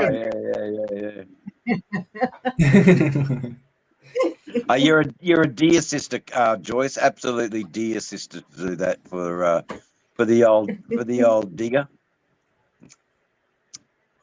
Yeah, I gotta keep him in shape because they lay him out. Yeah, okay. You're still enjoying all the edibles? Yes. Oh my yeah, God, yeah, yeah, fine time. I got my little buddy laying right here under my feet. He's laying right here, but he don't get too far from me. And little No, Luna, no. she's there. It was good that you took Theo with you and didn't put him into a Oh, boarding yeah. kennel. Yeah, you couldn't do that to him, not at this age. No, You know. no. And he would have been fine in the car. He would have been absolutely fine in the car. As long as he's with you, Mac, the dog won't fret. I think as soon as he's separated from you, the dog frets. Yeah. I that's how said our it. dogs are. Look at his little And there's hair. the dog. Because the dog was taken after him. Looks That's like he's seen true. a ghost. I think you two get on phone. I think Theo's going to get a bit They jealous, wanted don't to you? look What like a you dog. want? He does look like a shaggy dog. Look at that hair, just He's like mine. Hey, little buddy. I love that little old mouth. That little old mouth. Is he a Shih Tzu? Yeah. Shit. Yeah. Those are the What the coolest shit did little you dogs. say? Yeah. Sweet. Shih Tzu. Shih Tzu. Well, my dog Theo tolerates the other two dogs and loves them, but the little girl Not so much. gets on his nerve, and she wants to play with Yeah. him. And she's got a little like a hamburger box, one of those little styrofoam boxes, and she'll get it in her mouth. She'll run into him with that box and hit him with that box to get him to respond, and he'll growl at her. And I have like a getting Mastiff older. mix and a pit bull, but then I have a little tiny Shar-Pei, like a Shar-Pei mix, and she's mean for some reason. Like, oh man. It's survival of the fittest in your house, I guess. What was that? We're gonna have another little eggnog. Yeah, heck Oh, yeah, that's man. right. I'll join you. And All right. the festive season. Yeah, The hang on, we'll festive have it. She's gonna stir us up one. She's gonna brew us up one. Yeah, eggnog is good. Oh, I'm surprised Well, they have eggnog right now where you guys are at. She bought 2 gallons of it yesterday. You got to. Sometimes it flies off the shelf. Yeah, yeah. Did they have a lot of it left when you was there? Yeah. That's good. They really move a lot of eggnog. Yeah, they do. Well, it's such a pleasant holiday drink to have. Now she's putting that Myers dark rum in it. Oh my God. She got on to me yesterday. I was making me a rum and Coke. She said, "Don't waste my rum." Don't waste the rum. She said, "You got this other cheap stuff over here. Drink that old, what's that other stuff you gave me?" Fleischmann's. No, Party. it's what is Bacardi. Yeah. Oh, Bacardi, rubbish. Yeah. Absolutely. Not too much of a fan. She said, stuff. Yeah. we want to save the good stuff for company. I'm not company. I'm family. The special guest. I'm sure you know, but you know how the Kirkland brand vodka is Grey Goose? Yeah. Yeah. This shirt is like this. Did you see the stuff? There we go. There- There we go. Yeah, that's Costco. yeah. There you go. He was talking about the Grey Goose. We used to buy the Grey Goose up at the Kirkland brand. Oh, yeah. The I same thing. I bought a gallon of this is at what is it called? Ice cool. The stuff I brought up. Oh no, blue ice. Blue ice vodka, potato vodka. Oh, you talking about good? Yeah. Bring the bottle over here. I'm going to show you. I've already knocked the dent in that thing. Did you? It's smooth, huh? Made in Idaho. Yeah, I love this stuff And here. potatoes are grown in Washington. It's Oh, blue yeah. and I've knocked a pretty good hole in it. I'm not trying to, but of course I was drinking her good stuff, and she wants me to go back to drinking the cheaper stuff. So is that sort of legal moonshine? Oh, that's just really good. vodka. This Potato vodka. vodka. Yeah, this I know it's fine here. it's hard to find here in the Northwest, but American potato vodka is really good. It's a good drink. But you find it now. Blue- Okay, there you go. Low sugar. Good. Lower sugar. It's a bottle. Amazing. It's bottled in Rigby, Rigby, Idaho. Nice. Idaho is the home of potatoes, so that makes Yep. sense. As soon as we got up past New Mexico, moving up the coast, we began to get those beautiful russet potato French fries that are so delicious. Back in Alabama, we get stuff that's grown on the side of the hill or whatever, and they don't have that beautiful taste from the Idaho russet. Yeah. Real Idaho russets are good, especially for fries. Some big waffle fries or wedge fries. Oh yeah. Well, I reckon what you should do myself is get the potato, slice it long ways, lay down a layer, then you put your bacon, then your cheese, then your onion, then your cream, then another layer of potatoes, then your bacon, your onion, your cheese, and your cream, then another layer of potatoes, and then finish it off with cheese on the top and a little pattern of paprika in like a crisscross. Yeah. Oh, I like bake that in the oven, and it's called an Aussie potato bake. Sounds so Salt good. and pepper to taste. Beautiful. I have to put cayenne on mine. All right, here we go. She's get that little jar. It's like a loaded potato casserole.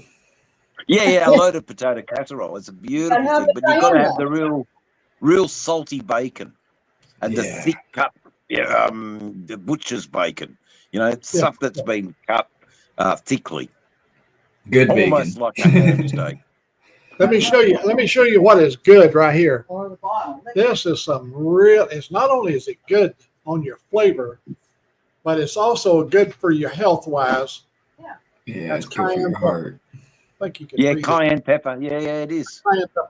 Now, what you do Little is you turmeric. open this up But like it's this. Lick your hand a little bit. It's hot. And you sprinkle it It's right too here. in your hot. hand. You can see right here in your hand. Yeah, Now, you can see that, right? Zing. that's insane. Your mouth would be burning now. you get a cut, if you get a cut, you put that right on your cut, it'll stop bleeding. Really? Really? Bleeding. You will Dang. stop bleeding. Yeah, I get it. It's it's almost like cauterizing the wound. Yeah, 'Cause it's so yeah, strong. that's right. You're having a heart attack. Take a quarter teaspoon, wash it down with water, you come back alive. Well, you know how Really? Rambo, when he got his arm cut open, he poured some gunpowder in and lit it, and Carter. Yeah. Cauterized it. Yeah. Sprinkle this in it on your cuts. Really? So what's the eggnog like? Oh, it must be so nice. With the brown color, you see in the brown color, it comes from the Myers dark rum. And it's a milky egg tasting. That's good. It's almost like a vanilla milkshake. Melted like a one. vanilla milkshake with a little rum in it. Yeah, it's, Mama raised us on it. That was in our bottle. Yeah, that's good stuff.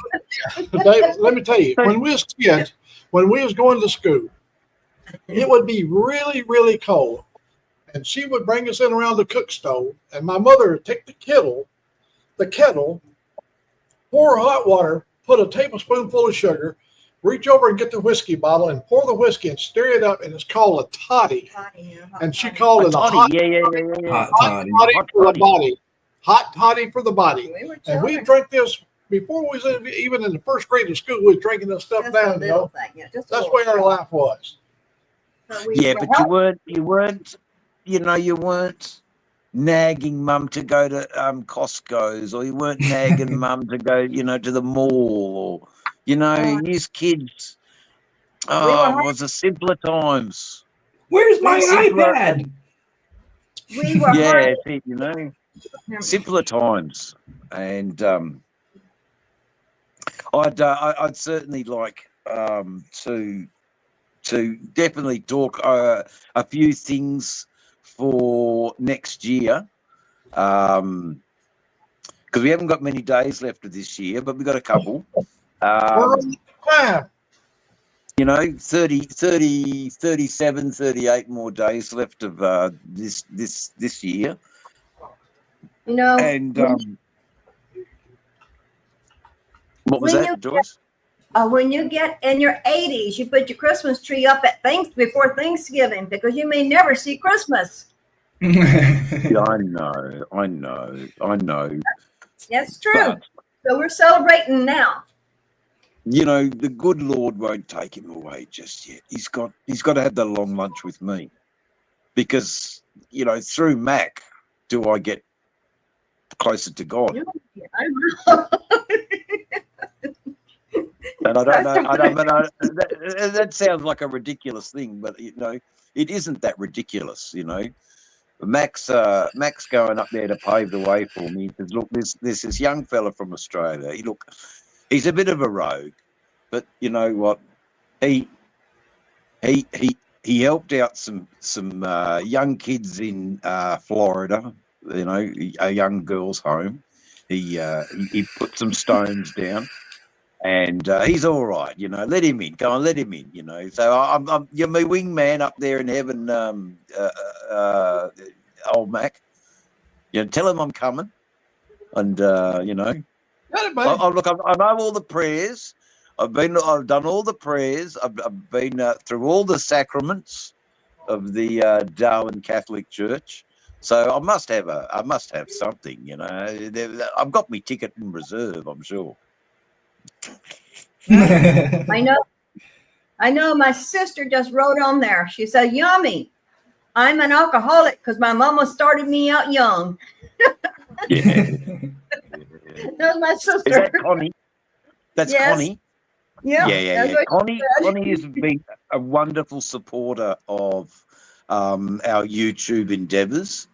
I think we really enjoy the social aspect of doing YouTubes. We become a little bit of a tight-knit community, and we support each other, and it's just a really good collusion of people. Now, collusion might be the wrong word here to use, but it's a real good grouping of people from all walks of life, and with you as Outlaw, all different age groups. But it's so supportive. The right people find the right people, and and you foster those and you enhance those friendships. But I can tell you though, Mac, they ain't nothing without meeting in real life, I think. I mean, how close do you feel as a YouTuber to Ray Gregory, because you met him in person, as opposed to Desert, who you haven't met in person? So there is something. I've been almost to his town. That's true. No, I know that. Had we organised this a little better, we could have had a bit of content on a YouTube episode, because the episode of you and Ray Gregory riding down the road together side by side, and the inertia of the engines, and you two were really like a couple of 8th graders, really. They were so happy. He really showed his appreciation. I mean, he gave really good compliments on the ride itself. And, we didn't all get around there. We rode like everybody else. And I know my little roads, and he rode right in there with us. And he enjoyed it. You could truly tell. No, I know that. Yeah, he loved it. I don't know that. He He's a good absolutely guy. loved it, and what a dude, man, to go and visit Sick, to go and visit Hooligan, to go and visit you. What an absolute...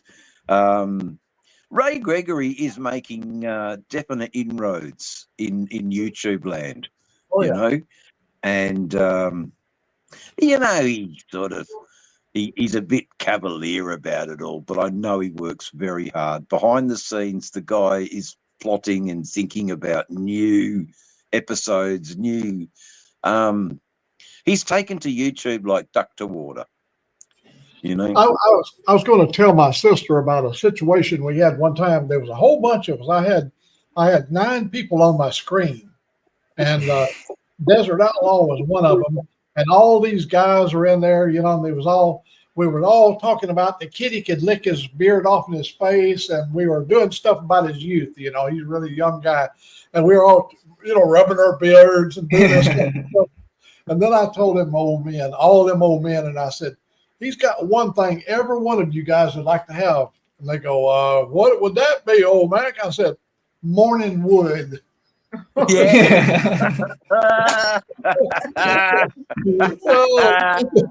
Every one of them go, yeah. Yeah, that's it. That's so true. Look, he's got that to look forward to. It's our time now for the poor old sapling falling over. The old boy. She never made it. She never made it to a full blown tree. You know what I do when I step out of the shower and I step down on the floor? Over to my right is these 2 big mirrored doors. They're 6 foot tall, and I take a look over there, and I always sing that little tune. I do it every time I step out. Hang down your head, Tom Dooley. Tom Dooley. And I used to tell it's hanging down its head. Oh, on my birthday, I used to look over at it and said, if you'd have lived, you'd have been 84 years old. God. Oh no, I think it's done. It's done all right, Mac. You've got a large family. You've certainly used it sensibly, is what I can say. You've used your eye sensibly. Didn't really get you into much trouble. Cost you a bit of money though, raising all those kids. Marriage. Oh yeah, man. And how many marriages you went through? 4 marriages. Oh my God. 5 marriages. 5 marriages. 5 marriages. 4 are deceased. You'd never trade a day of it. you know, you've got such a graciousness about. I speak to some men, and they're so bitter about their exes and the experiences that they've had with their ex-wives, ex-girlfriends, and you know, I'm sort of glad to say that in my experience, although, you know, very humble and very few and far between, all of my exes have been my friends. They're still my friends. And it's a lovely, I mean, we're not close friends, but we're civil. There's no animosity or hate or, you know, you left She me can lonely. tell you that wife. I had to be careful where I was touching. I felt something. I go, what is this? Like, Oh, easy. She knew my wife number 4. We traveled together. We went everywhere. We did a lot of Ruth. stuff. And she'll Was tell it you. Ruth? No, she was number 5. Ruth was. I knew all your Sorry. She knew all my wives. wives. She knew all of my wives. But anyhow, she that morning when we finally called it, that was it. We had love that morning. I'm talking about wonderful love. Yeah, 1 you o'clock. left on a beautiful note. At 1 o'clock in the morning, 1 o'clock in the afternoon, they served me papers. I cannot believe you could go from love to a divorce in just 4 hours. Yeah. You know, But, gotta you do know, it. look, it was Yeah. amicable, wasn't it? It wasn't a thing out of anger, or it was an amicable split, wasn't it, with you? Is amicable the right word? It was an agreed upon separation by Some both of parties. my wives, Joyce really loved some of them like I did. I loved every one of them. I wouldn't have married them, and there was love for every one of them. And we had children, and I have beautiful children now, a lot of children. Yeah. And in fact, I wish you guys could be here to Wednesday. What a spread we're going to have. We got gangs coming in, Thursday. grandchildren. Thursday. I said the after Oh, I tomorrow. thought you said Tomorrow's Wednesday. You Wednesday. said Wednesday, yeah. Yeah. Thursday. Hey, has the little fella got his truck yet? Pardon me? Has the little fella got his truck? No, we decided not to do this. I'm going to tell you why. He lives in a condo. My son does. Oh, and the grandson yeah. That makes sense. Okay. Makes sense. So if you get him a little Jeep that he has to sit there and watch it until they can load it up and take it to a park so he can ride for 15 minutes, come back and put it back up, put it back on the charger, that would be no fun. But they go to buy a house, and when they get their home, then that's something that we can do then. We made the decision that it would be unfair to my grandson to have to sit and look at his Jeep. What beautiful grandparents you are. You know, that's so good. The other side of the equation I was going to say was, well, you know, if the Jeep stays at Nana's, grandma's house, then it gives the kid, you know, incentive to want to keep going back to grandma's house. Although grandma doesn't really want all the time, but occasionally, you know, on breaks, you know, it's nice to see the grandkids occasionally. Yeah, his grandma don't live too far from him. Yeah, his wife's mother and father, they live just Bellevue, maybe 15, 20 miles from them. They have a rather large estate, and you're thinking about why they could just leave it over there. But he would always want to be over there, see to ride in his Jeep, and it would be an unmanageable thing for a 3-year-old. You know, I thought it would just be too hard on the family. We discussed it, and everybody's happy with the decision. You made the right decision. That is honestly to God the right decision. Why put the kid through unnecessary stress? They all grow really fast. I mean, I was lucky. We had a big block growing up as kids, and I yearned for my little pedal car. I didn't have no freaking engine. I had to pedal it if I wanted it to move, and it was red. And I think I took my sister out on dates on it, and you know, because there's photos. I can't really remember that time, but I can remember looking at the photographs of me growing up, and I was always in my red little pedal car.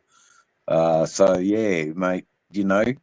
But what that I think what that translates to today, and why I love motorcycle travel, I just simply love the act of moving, going somewhere, doing something, traveling, seeing.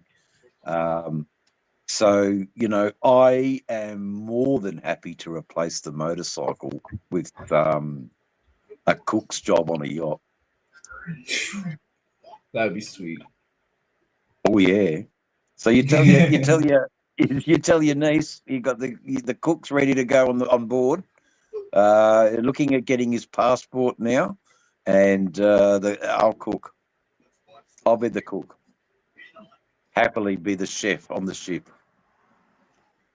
Because I can't just lob up, you know, as your internet mate and have a nice free trip around, you know, the Bahamas on a yacht. I'll pull me weight, you know. I'll pull me weight like a true pirate, merchant seaman. We'll call me a merchant seaman. Bahamas are close, especially if you're riding Miami. Oh yeah. It's like 2 hours on a boat, 2-3 hours. You know, It's like and the Caribbean and all of those sort of places. Why the heck not? I'd love You know, to do as that. long That as and I'm Panama. moving. As Go to long the as I'm Panama moving, Canal. and I've always loved ocean travel. Yeah, me not too. not in a river system. Give me ocean, the open ocean. Sailing. Sailing is. I've done a bit of sailing, and I've absolutely can't forget how good it was, Mac.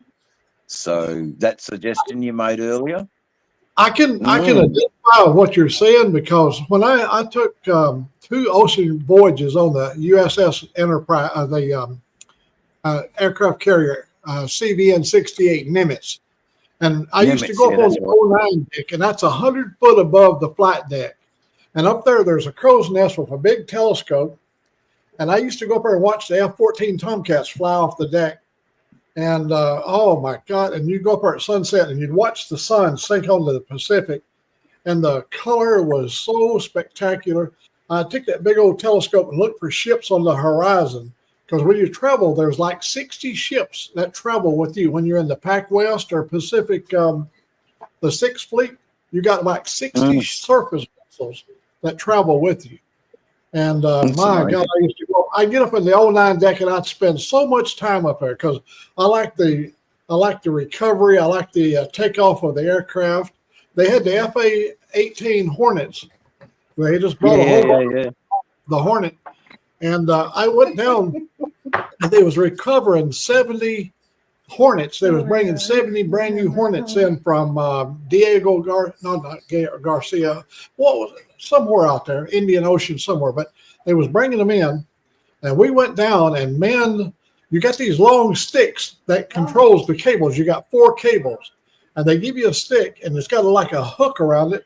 When the plane pulls it out there, you have to pull it back in its track with the sticks, and you stand there, and you got this airplane coming in at over 140 miles per hour, and you're looking right at it, and he lands just above your head. It's just right there. I mean, I'm talking about you watching this thing get bigger and bigger in your eyesight, and boom, he's right on the deck where you're standing. You've got this line that you stand on, and you got this pole in your hand. And you've got to put that cable up so it catches the You got to pull that wheel cable back straight. Yeah, you got to make sure the cable comes back in the rows, and you do that over and over. And they always try to hook like they don't never hook the first cable. They always like the second cable or the third cable. And they have a game they play. If they hook the first cable, there's a penalty. If they hook the 4th cable, there's a penalty. The sweet spot is where they want you to hook. And them guys take such pride in putting them things down.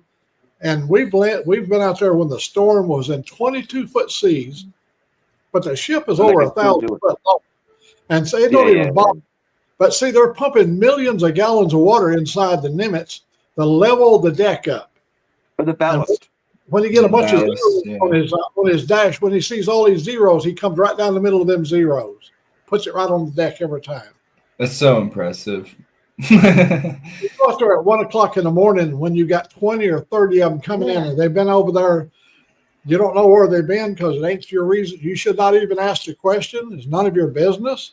They take care of that end of it. And then before they can bring these 20 aircraft in, you have to go out and do FOD duty at 2 o'clock in the morning.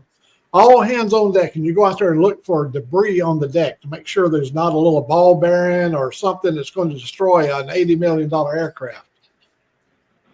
What a life. I loved it, man. I slept, I was down 30 feet under the water, below the water line. I was 30 feet below the water line. And where I was at, the steam vessels came out of the nuclear reactor, and they went right across the end of where my sleeping quarters were. They call it berthing. And you could hear the pipes just going, boom, boom, boom, just pulsing with the energy. It was going through there. And when the catapults are running, they run so much water through the catapults. Every landing, they have a thing to call the water barrier at the end of the catapult.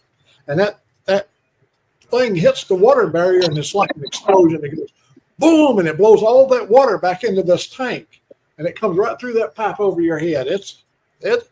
You don't sleep during that time. That's amazing. What stories, what history?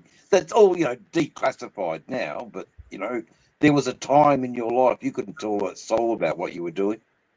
No, I did. I told you one time about taking a fellow named Dean Jacobs and his wife, and we had authorization from the Air Force for me to take him on a tour after 17 years of being on the job, and he was not allowed to ask any questions in 17 years because he was a civilian working for a government contractor. And so he was going to retire, and he wanted to go down to the bottom of the silo to see the missile. And for me to take him down below. But when the day they showed up, he brought his next door neighbor and the neighbor's wife. So there was 4 of them and me. No, you can't do that. But they did it. But I did it too. Once they was there, they came over from Kansas City.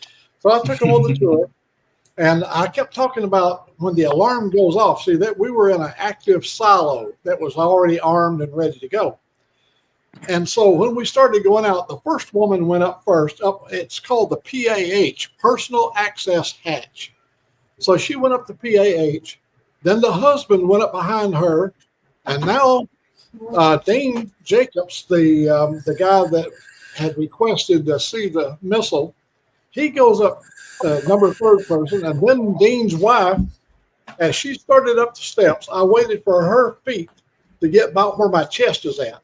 And her butt was about right here. And right there on the side of the PAH, there's a red button. You push it, and you hit this emergency alarm, and it lets the crane operator know that you have a situation down below. You need to have assistance. I hit that button, and it went.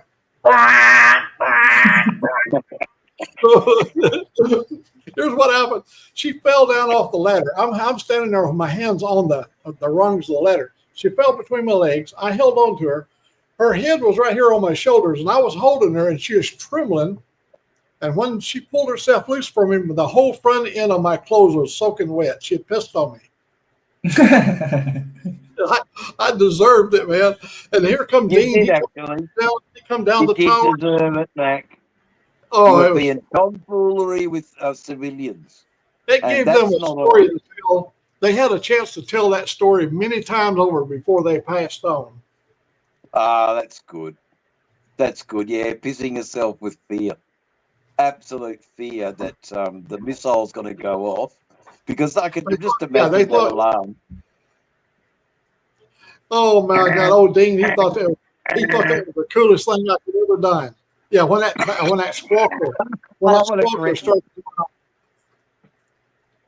God, what a cretin.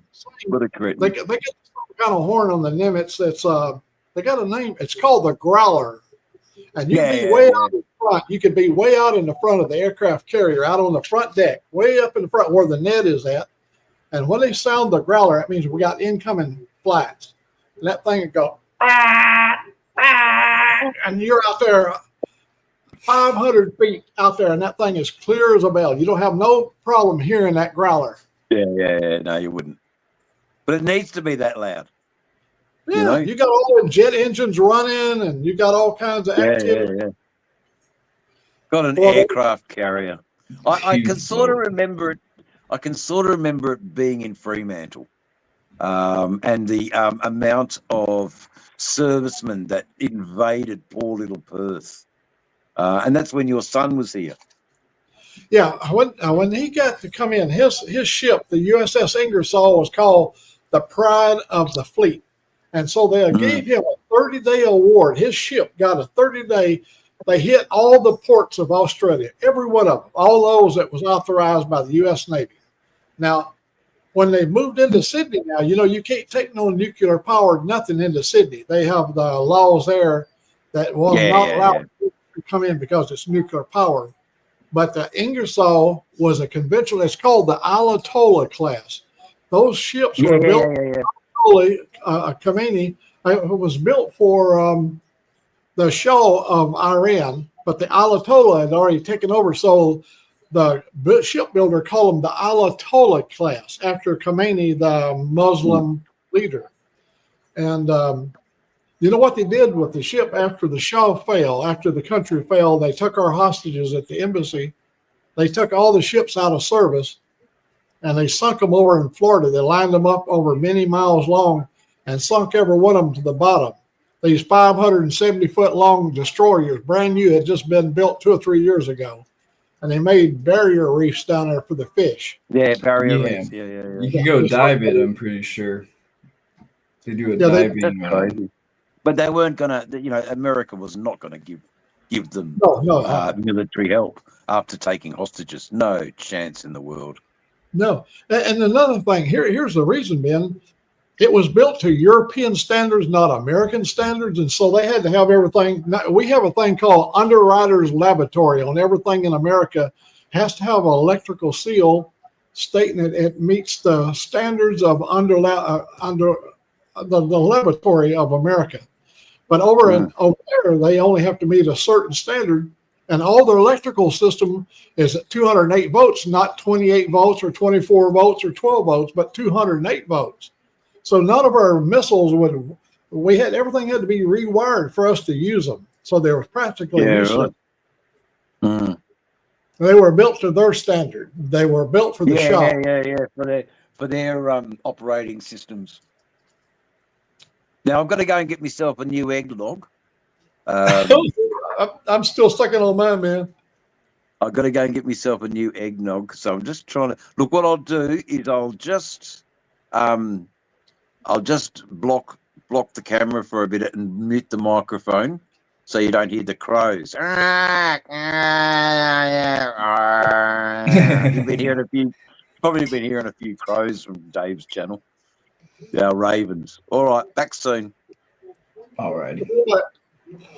Well, Angel Face said she was going to come and join us tonight. Where's she at?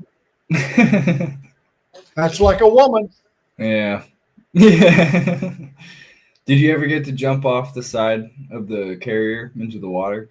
Oh, I down there in what's called an engine buildup. You take these FA-18s and the F-14 Tomcat engine, and then when they get through rebuilding them, they take the end of it, the afterburner portion, and stick it out this port door. You got them on both sides of the ship, and you can walk out there where that platform is, and it's about 30 feet down to the water from there. And they do it every year when they get up.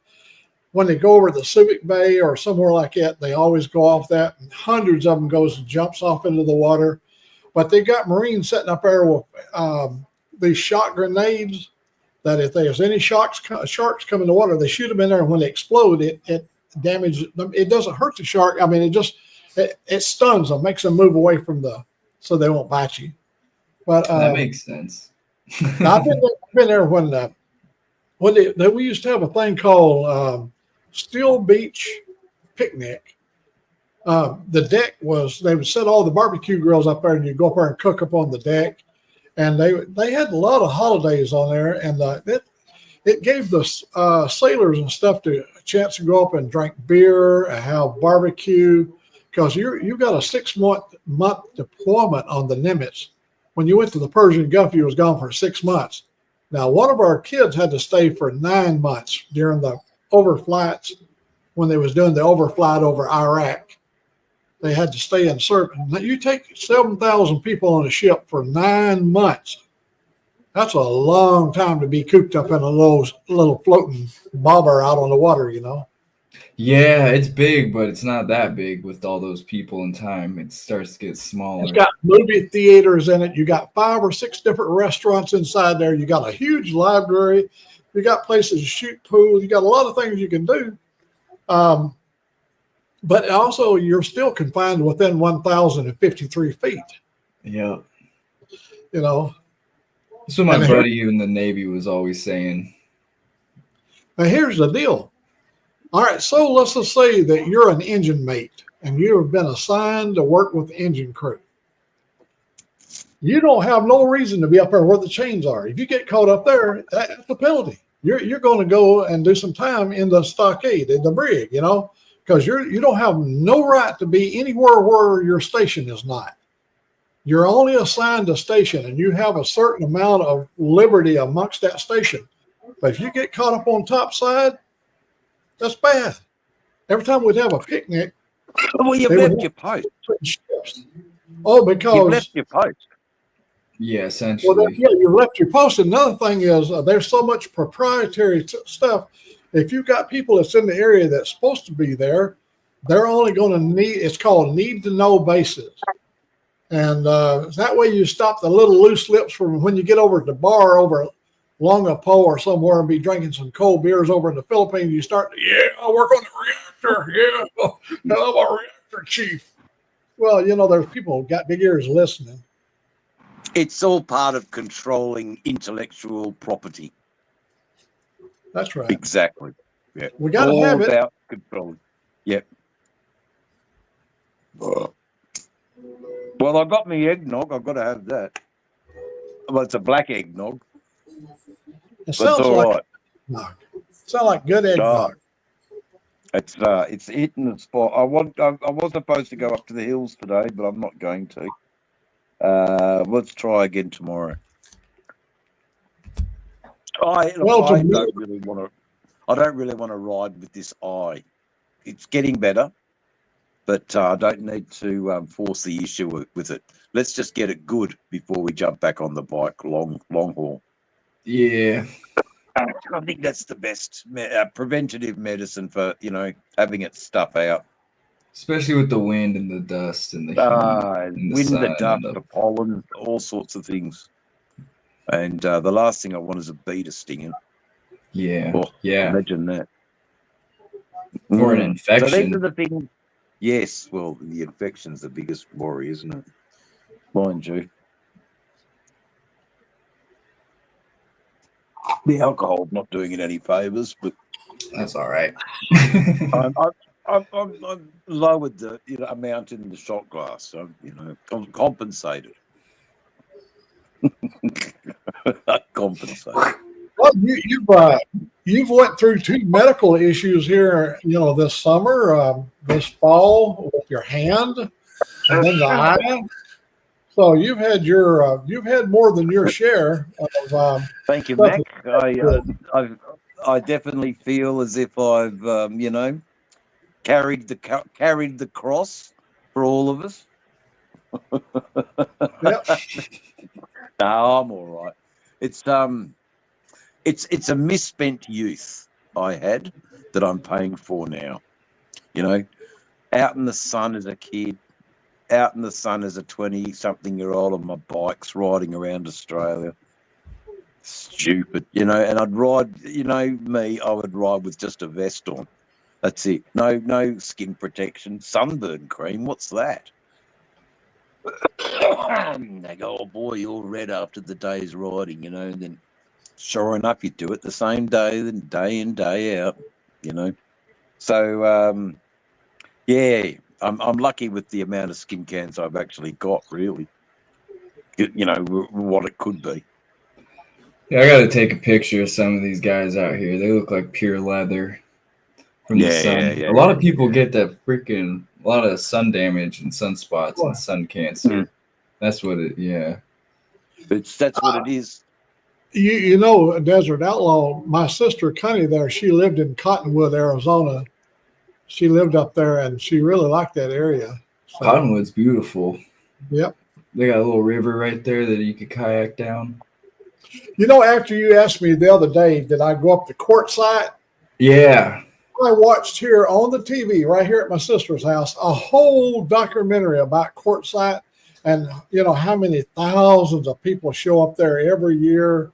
You know, it's really a low cost. It's a place where you can a very limited amount of rules. There's some rules you got to follow, but it's like an expression of freedom in a way. And I think if a guy owns $100,000 fifth wheel and a big 4-wheel drive and all that stuff, he's not worried about the cost. He likes the idea of getting away from everything, you know. Yeah. And that offers all that up there in the desert. And also you can go out and pick up rocks and stuff. And for those that like to do that stuff. Yeah, we would go out there and go pick up fire agates straight off the ground. There's tracer gold in all the hills. Like you could literally pan for gold out there. That's where we would go pan for gold and get gold. And they have get results. Of gems and turquoise and arrowheads from the Indians. And it's an LTVA, so long-term visitor something for camping. And it's $70 for 8 months. Oh, laughing. $70 for 8 months. Essentially your miner's right. Yeah. So then you can just go right to Yuma and work, or you can work in Quartzsite and you're living for free pretty much. And you just go pick up gems and chill. I'll tell you where I'd like to take. Sorry, what? I tell you where I'd like to take Dave. I'd like to go up on Highway 59 out of Blythe, California. Go up along the river all the way up to Needles, that up and down and all. Oh my God, what a ride, Dave! You would love it. Out in the You'd love it. Big old cactus everywhere, and it's about as good as Australia in some places. It's like that Cars movie. It's kind of I know exactly what you're talking about. Paris, Texas. What's another movie that would be? The two girls. Thelma and Louise. Thelma and Louise. Thelma and Louise. Yeah, it is Thelma and Louise. And I know that country. And the other one, I guess I was first introduced to that country through Richard Dreyfuss in Close Encounters of the Third Kind, when they went to that Devil's Mountain. Richard Dreyfuss, Richard Dreyfuss. Then, I saw the Westerns, the Western cowboy movies with that big Pana Vista sort of scene of the desert. And you've always got a peyote cactus with sort of, different, one arm's down here and one arm's up here, and, the cactus. You've also got the tumble. Saguaro. Yeah, that's it. Yeah. We have a lot of saguaros up here. Actually, it's the land of saguaros over here. I went to Baghdad. Arizona, and I went up there and I was up there at Christmas time, and I picked cactus pears. And what you do, you take a cigarette lighter and singe off the little stickers, put them in the refrigerator, and they taste like watermelon. They're so good. My God, they're good. Yeah. They're not that big around, Dave, and you talk about a sweet goodness, but you only get them once every 100 years. Yep. So you got to go out. You got to know when they're either going to bloom or have your eye on the cactus. All right, that one's going to pop. That prickly pear jam and jelly. We have it's like the bee jelly. It's what I guess the queen lays her fresh eggs in is the bee jelly, and then it's just into the it's so sweet. And we also have an ant here called the honey ant, and the thorax part of its body is completely sweet, and the black fellas will suck them to the kingdom come. They're just it's a nice little lolly. It gives you a bit of energy, and you can live out. If Armageddon happens tomorrow, I'm heading out to the blackfellas. I'll go and live with them. Don't know how to live off this land. Yeah, I'm going straight to the reservation. Far. It's a supermarket. Our outback, absolute supermarket. Just got to know what you're looking for. Yeah, You've got plenty of food. Absolute plenty of food. Yeah, I don't know why we're not exploiting it more, or not utilizing it more, But anyway, I had me cook a bit of kangaroo. I did, so I did my little bit for Australia. Yeah, I saw that. I mean, okay, it was from a bloody supermarket, but and Still. as it happened, there was a big kangaroo on the side of the road that I could have, mocked up a little bit of a scene, but I wasn't really thinking at the time. But I should have. Work. Yeah, just sometimes it's not. Well, the actual it was supposed to be duck. I was going to buy duck and cook the duck on the fire, and I'll still do that. I love a grilled Portuguese duck. Let me tell you, and just live a night like that, an absolute king. And then the next night will be obviously oysters and seafood. I love stopping it in South Australia, and then we'll catch up with South Osmodo and let him dictate a bit of the trip, because why not? He can share some of his knowledge of that area to me, and that's part of YouTube collaborating, and I think it's great. But I still think it's nothing on us two having a long lunch with OC. So I think that'll be really something to look forward to, Old Mac. I hope it comes off. Now you've got a passport, haven't you? Yeah. Do you have a passport, Old Mac? Oh, well, that's two of us. We've got to go and get them, or else they won't let us go to Thailand. Yeah, that'd be something easy. I got my birth certificate. I got all the documentation, and I don't have a criminal record or nothing. So $60 from Walgreens to get you one. But I also own guns, so puts me on the hot list right there. And like what Dave was saying, we flew somebody from the Netherlands down here, and they got stuck at the airport for freaking day and a half, and they had to call everybody to see what he was doing and make sure he had a place to stay. And I had to vouch for him, essentially, get our names on the list so he can come down. It's like, damn. But now your names are on the list. I know. I was like, What's this Dutch national doing? Teaching the Americans how to grow hydroponic cannabis, probably. Dude, well, they do. They come down here and they grow. They just built out a giant. I mean, it's probably 40,000 square feet. And because when I was barbering, they'd come in and get their haircut. I'm like, what the? I'm like, where are you from, man? They're like, oh, Dutch. I'm like, where you working? They're like, oh, we're at that big. They built out a big ass building down there, and they're just growing hydro. It's all under lights. They're not using the sun. No, there's like two farms here that are under the sun, and one's giant, like maybe a quarter mile.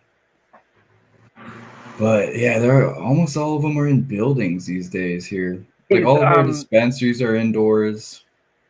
Is the First Nation Indians getting any look into this industry?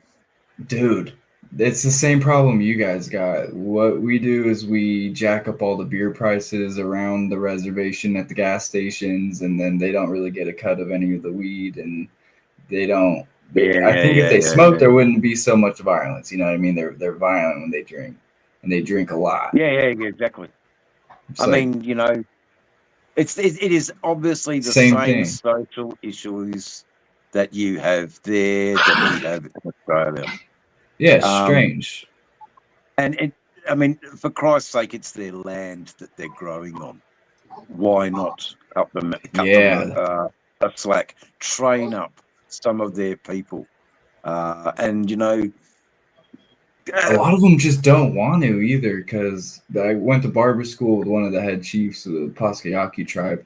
So I got invited to go out and do like walkabouts and stuff with them, and I've had some few good talks. And I think just generations of yelling and fighting and drinking has really made a lot of them mentally ill.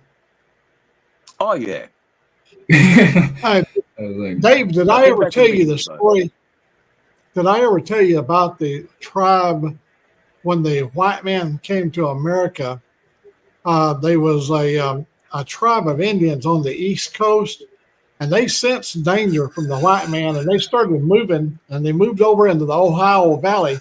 But as the white man moved more, they moved up into the Dakotas, and the white man kept moving towards the west. They kept moving on and on, and they finally, the white man made a big push around the 1870s and was moving into the Pacific Northwest. And the Indian just kept moving and staying ahead of the white man because they didn't want a conflict, and they also they just wanted to live their life, And they finally got on a little place. They got a little place called Nia Bay, and they got out there, and the fog was so thick that you couldn't see nothing.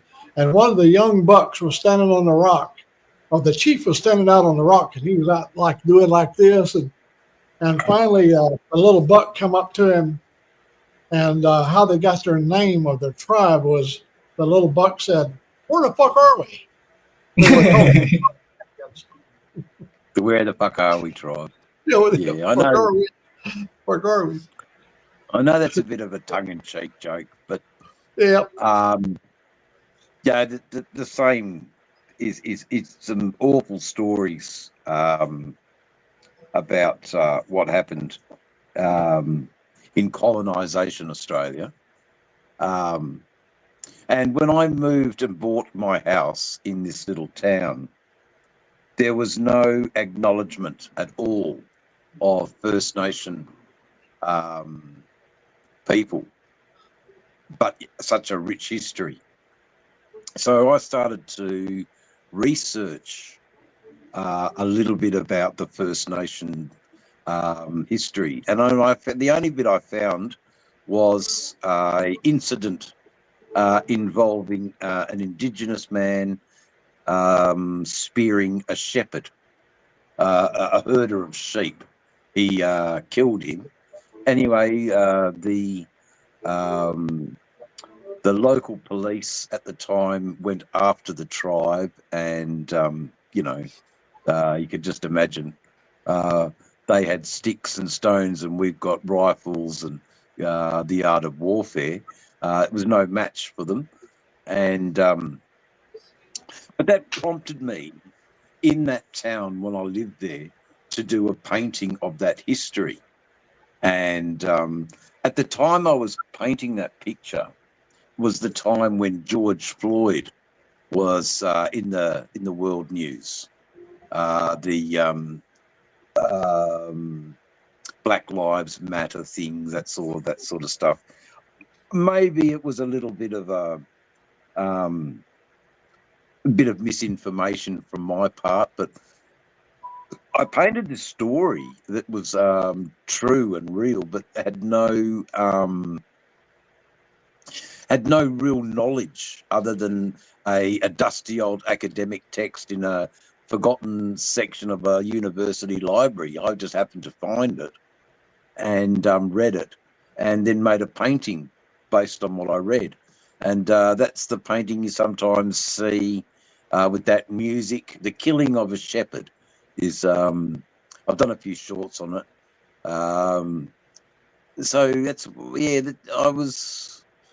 it's acknowledging the history, but not in a good way or not in a bad way. It's just acknowledging that's our history. Let's consider this, let's think about that. and be grateful that, you know, we don't live in these times today. But yeah, I'd love to see, you know, Indian people in on their lands get a bigger claim to the medical cannabis industry as farmers and producers of a product Yeah. that's needed worldwide. Hey, let me Yes, see if I can find, while you guys are talking, I'm going to go and see if I can find something on her computer that I can show you guys. We laughed last night so hard. I'll find it, but you guys carry on, and I'm going to go look on her computer. yeah, no worries. If I can bring it up, and I'll put it on. I'll put it on the screen. Be an interesting thing. I don't know what people you could talk to, and again with me, I don't know what people I could talk to here in Australia about convincing them that, you know, your people do better on cannabis than they do on alcohol. You know, Yeah. perhaps can that be something that we can talk further about? Can we give them jobs in that industry? And how do we? I mean, I know they're all getting into the mining industry now, and you know, some of them are very successful too, making lots of money in mining. But you know, mining's got an end date to it. You know, there's only a certain amount of time that they can mine, and then the mineral's gone. The seam runs out, or whatever they've got, and then it's you know, well, you've got the skills. Good luck finding another job, mate. But thanks for your hard work. And I think that would be hard for Indigenous people. You know, they've been so reliant on you know, what's the plan B here? Do they even have a plan B? So I know for a fact ours don't have a plan B, really. That and their land's pretty dry because it's our town, reservation, then Mexico. So they don't want to go to Mexico. There's no real mountains in between the reservation and here, and then the reservation up north. And the way that they have their community set up, it would need to take one of the chiefs to allot a certain amount of money and then be voted on as a whole and for the tribe to be able to get so here's the thing with growing pot down here. Like if you have to be a dispensary first to legally even sell it and grow it. I mean, unless you're growing for yourself, but then you're put into a lottery, and that lottery is like a million. And then there was only 10 or 11 licenses given out to be able to grow on a big scale and sell it like recreationally and or a dispensary. So if they don't like put money aside to do that, which the lottery has already happened, there's kind of no chance. At least in this state. Is there any warmth to the idea though of them having their own industry? They make more money going to Mexico and bringing pills. Yeah, right. So it's still the black market. Yeah, okay. So the black for market them flourishes. Yeah, okay. Because they haven't been taught any other way of making They haven't been taught any other way to make money, which Yeah. I mean, I don't really blame them, I guess, you know what I mean? No, neither do I. But I think it would take it would be a few generations worth of convincing. I feel like. But yeah, I get it. Maybe I mean, I hear what you're saying about the lottery, and then suddenly, you know, a smart legal person representing Indigenous people speaks up with, well, you know, hold on, this is their land you're growing on. They should have the provision regardless of the lottery. And then let's make that enshrined into law. However, you know, it takes the first steps to think about it. I think it would be beneficial to the people. Yeah, it would give them a cannabis will lot of save- stuff Cannabis to do. saves the world, man. And I there's believe it. more ways that I'm thinking about, just getting stoned and being happy and forgetting your problems. No, industries, commerce, medicine making, special twists on. I mean, obviously, this group of people have been smoking cannabis for as long as anybody has, Yeah. forever. And how they could have their own twist on it. And, Yeah. that can be a marketable thing. But anyway, Mac, did you find it? I'm Did you working on find it. Okay, no I'm worries, working man. on it. No, I'm I'm still with you, working on Dave. it. I'm with you. I mean, I'd love it the same for our Aboriginals, mate. Yeah, same. The chiefs of the village, of the tribe. I'm working on it. What I personally think too is if they just got off the booze and was smoking, they'd probably just a lot more shit would get done Oh yeah, and a lot less but I mean, violence. you could understand how. Their violence is horrific. I know that it's absolutely horrific. And the same here in Australia. But it's not horrific. It's horrific from the Western point of view. When you look at a bunch of native birds and the pecking order that's established, it's brutal. And all these people have learned from is nature. And that's been handed down.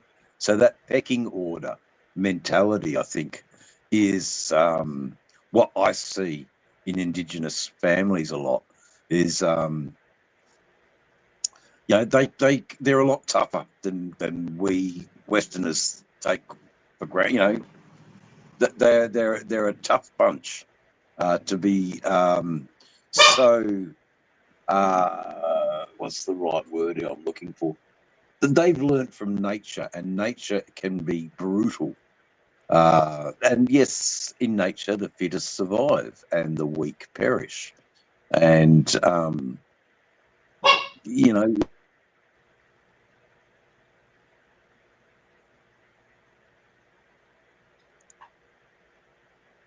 You didn't go away, did you?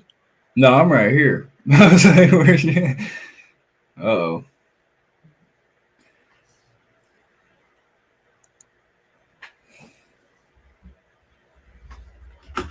Okay.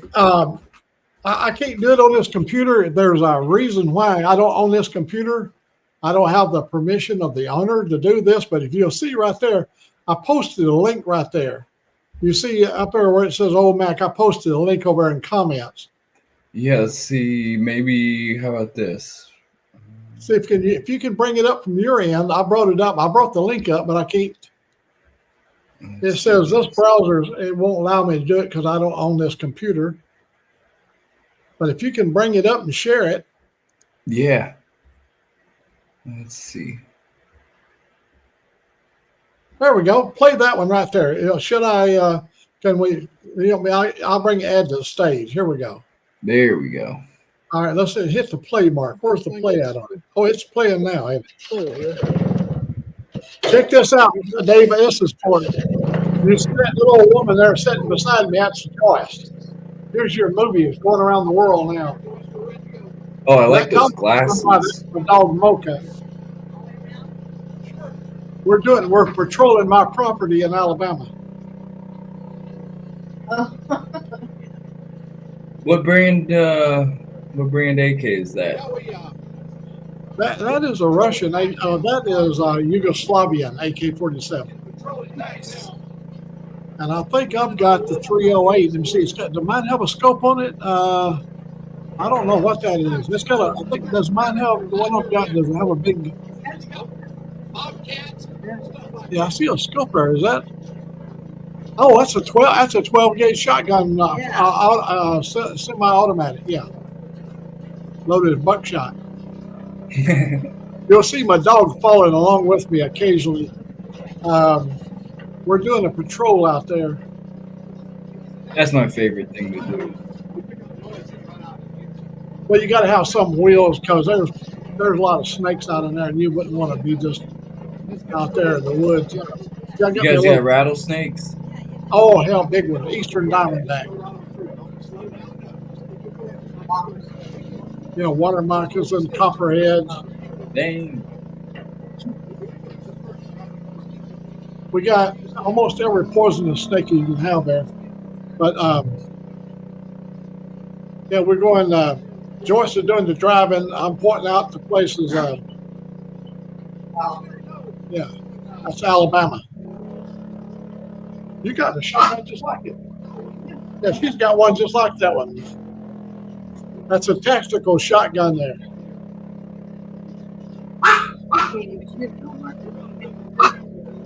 Benelli or Yeah, it's what did we buy that thing? It's a good shotgun. We bought it down there. We went to a tactical arms. Benelli? It was a good one. I can't remember what the damn thing was, but they had them on sale. So I said, "What kind of deal could I get on 2 of them?" He said, "You want 2 of these?" Because they cost a little bit of money. And I said, "Yeah, I want 2 of them." So we went down there, and she got one, and I got one. Boy, that's a good shotgun right there, boy. You can lay down a pattern. Now, I bought the Sega. You know what a Sega is, Desert Outlaw? Yeah.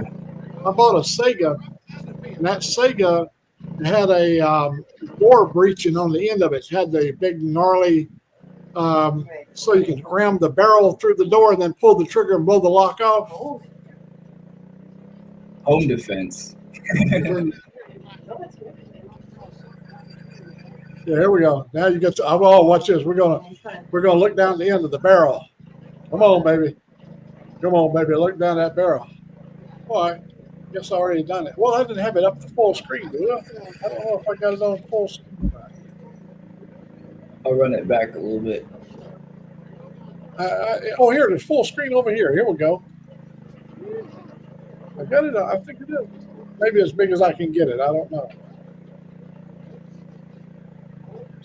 I think it might have made it a little bit bigger there, but anyhow, whew. Hey. I think yeah, that's where I actually pointed at. Here we go. She's okay. You want to go potty? Come on. Out here. Come on, go potty. Come on. We had one time, we went out there and we had all of our automatic weapons. We've got we used to have a whole lot of automatic, you pull a trigger and it shoots 30 rounds without stopping.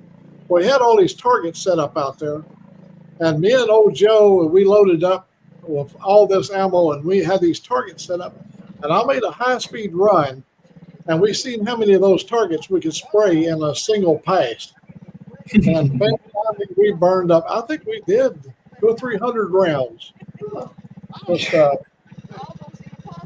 Just shooting stuff that we had buried in the woods. We had stuff, like tannerite stuff, when you hit it would blow up, Yeah.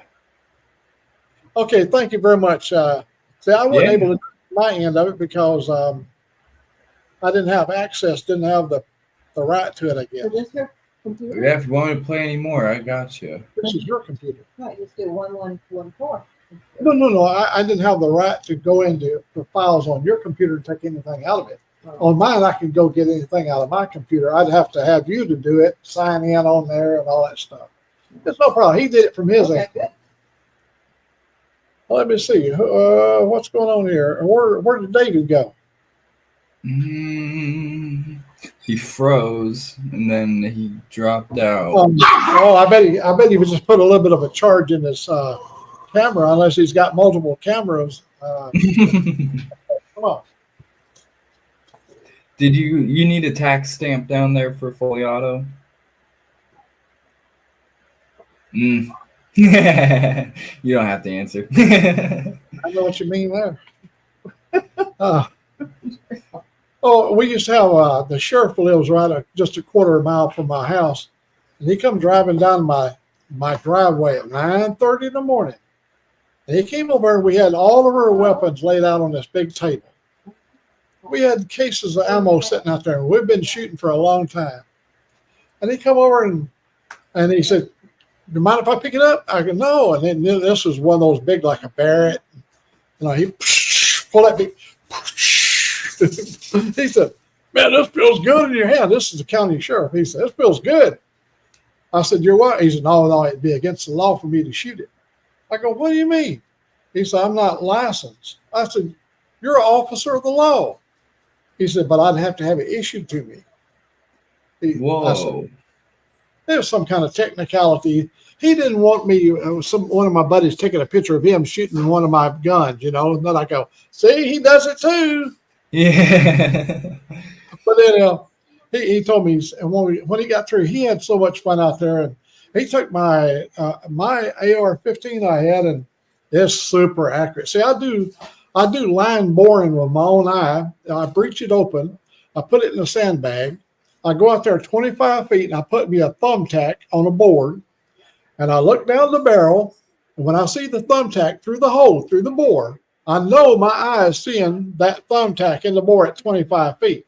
It's also will be on at 100 yards. Because see what happens, the bullet rises out at 25 feet, arches over, and comes back on target at exactly 100 yards. That's military style of bore sighting. And then what you do is you bring it back up. Before you fold it back up, you go up on your target and you look at your crosshairs and you dial that crosshair in with what you're seeing through that hole. When you see the X on the red thumbtack, you know you're dead on. So when you breach it back up, put your pin in, that son of a bitch ain't never going to miss. You can't miss. Something bumps you or move your arm or something, I'm going to have to try that next time around. I always take the long way. In 1953, they gave me an AR-15. No, not an AR-15. M16. No, not that either. AR-14. That was a 308 AR-14. And they took us out on these tables, and they said, everybody has to be qualified on this weapon. And he said, you got to line bore every one of them, because they get thrown in a barrel. They get beat up a lot. And he showed us, and you sandbag it, look down the bore, and you pick your target out, and you set 25 feet as 100 yards. And if you're dead on at 25, you're going to be on it, because a bullet always arches. And you got something like the 223 5.56. They're a pretty flat trajectory because you're shooting a small object. But when you shoot a 308 or something larger than that, like a Maldeus or something, like some of the big rounds, you got a lot of drop. When you make over that arch, you have a pretty steep drop, and you can calculate all that stuff. But that's the simplest way of getting your bore lined up, where if you don't have one of those that you put in the end of the barrel, the laser sighter, put it in the end of the barrel, the line bore it with laser. The best way is the human eye. If you see that tech in your bore, and you line it up with your scope, you're going to be dead on. I'm trying it next time for sure. It's easy to do, especially if you got a gun that you can break open, like AR-15, M16, any of those, you can break them over. Then that's the easiest way of doing it. I used to shoot a Mosin Nagant, which is a Russian gun, and I'd take the bolt out. I'd pull the bolt out, and I looked down there at 25 feet, and I would adjust that thing. And you had a big thing that you raised up for sighting. And when I wanted to do 300 yards or more, I knew exactly where to put the bar. When you roll this thing up on the side, I knew exactly where to put it on 300 yards. I wish I didn't. Yeah, I sold I sold the Mosin and I sold the SKS. Those are two guns I wish I didn't sell. Because now they're expensive. Now they're like $800, $900. Yeah, I bought a really nice SKS. Right here in Washington, in 1973, you know what an SKS cost you here in Washington in 1973? Probably like $100. $49. $49. Yeah, what the heck? And when they went to $75, people said, I won't buy that piece of shit. That's that old Chinese shit. But not for no damn $75. Look what they pay today. Yeah, everyone my age is paying $1,000. Good night, Connie. It's 2:19 in the morning back there. Good night, Connie. Good night, Connie. Love you too, honey. Take care. Yeah, AKs too. You used to be able to pick up an AK real cheap, 130, 230 bucks, and now we bought under 1,000. we bought 30. We bought 30 of the Yugoslavian made AK-47s. We bought 30 of those. We did 2 shipments of 30. I had a friend that had a gun store, and I was getting those Yugoslavian. I think I was getting them around $290 each at when you buy as many as 30 in a ship, $290 a piece. Damn. And here's what happened: the gun store would rent that gun out, and then the boy, he wanted to introduce his girlfriend to a small arm fire, so he would go up there and he'd rent the AK-47 out and shoot it. It's easy shooting for a girl. They're a light shooting gun. I mean, they got a nice impact and good kick. You know, they will knock something down, but a girl can handle it pretty easy. And so she would shoot it, and she said, "Oh, I love it." And then he'd say, the guy that owned the store, "You know, for $699, we can deliver you that gun today." They go, "Oh, really?" They pay $299, $400 profit. Yeah, that's a good little profit right there. That was way back then. Imagine what it is today. See, what you do is you lure people in and let them shoot a AR-15, and you go, "Oh my God, that's like shooting a 22. It's so easy, soft, you know." And then the wife will allow the husband to buy the first one. Then she said, the guy at the store would say, "You want to feel some real knockdown? Try the 308." Yeah. So he would pull the trigger and then let her shoot it, and she'd go, "Oh my God, that's strong." Yeah, you got to have that one. Yeah, I was going to say. Start them out with 38 special. You know, you get a 6-inch barrel 38 like a Ruger or something, and the little girl, she pulls the trigger. Oh, that thing's got a kick to it, 38. But she said, "I can handle it." And then the husband said, "Try this, baby. It's a 357. And she'll shoot it. She goes, "Oh, it's even stronger. Yeah, you can have that one too." And then he said, "Baby, look at this 6-inch long 44 Magnum. This is for you." So the wife will go, "I don't know, honey. That's pretty strong." "All right, you can have that one." Then he pulls out the Smith & Wesson 500.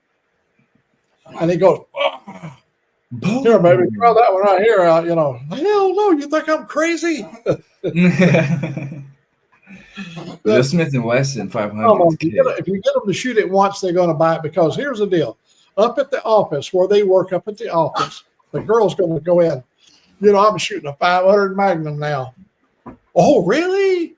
I got a 500 Magnum in my purse. Ding, ding, ding, ding. I bought a 44 special. A 44 special is called a hen cannon. And it's it's a really good gun. So my friend came out to my house. He said, "Jerry, I got to have that gun." He said, "My wife works at the bank, and I want her to have that sweet little 44 special." I said, "It's going to cost you some money." He said, "You name the price." And I told him. He said, "Here's your money." Yeah. We're out there, and she shoots it for the first time, and it flipped out of her hand and almost hit him in the head. The gun went. They'll do it. They'll do it if you don't got a good grip on them. Well, she had a little bitty tiny wrist on her, and she was seeing him shooting, and he's a big old 6'2", whatever, big guy, and he was shooting the thing, and it was just really easy. And when she shot it, it went right up. Oh man, it was almost, the guy's dead now. He died shortly after that, not from the gunshot or nothing from that, but the guy died on us. But she may still have that hand cannon. I don't know. We'd always load a 38 and then one real hot 357 in there. Bing, and then surprise. You know, what the FAL, FNFAL, it's got an adjustable muzzle. It's got 9 positions. And if you put it up there in the 9th position, a little old 75-pound girl can shoot it with no problem. It's like shooting a 223. No kick, nothing, but you're limited to about 150 yards of range. But when you go down to 1, you can go out 600-700 yards. You know, you go out quite a long distance. But the kick is just ferocious. It's 308.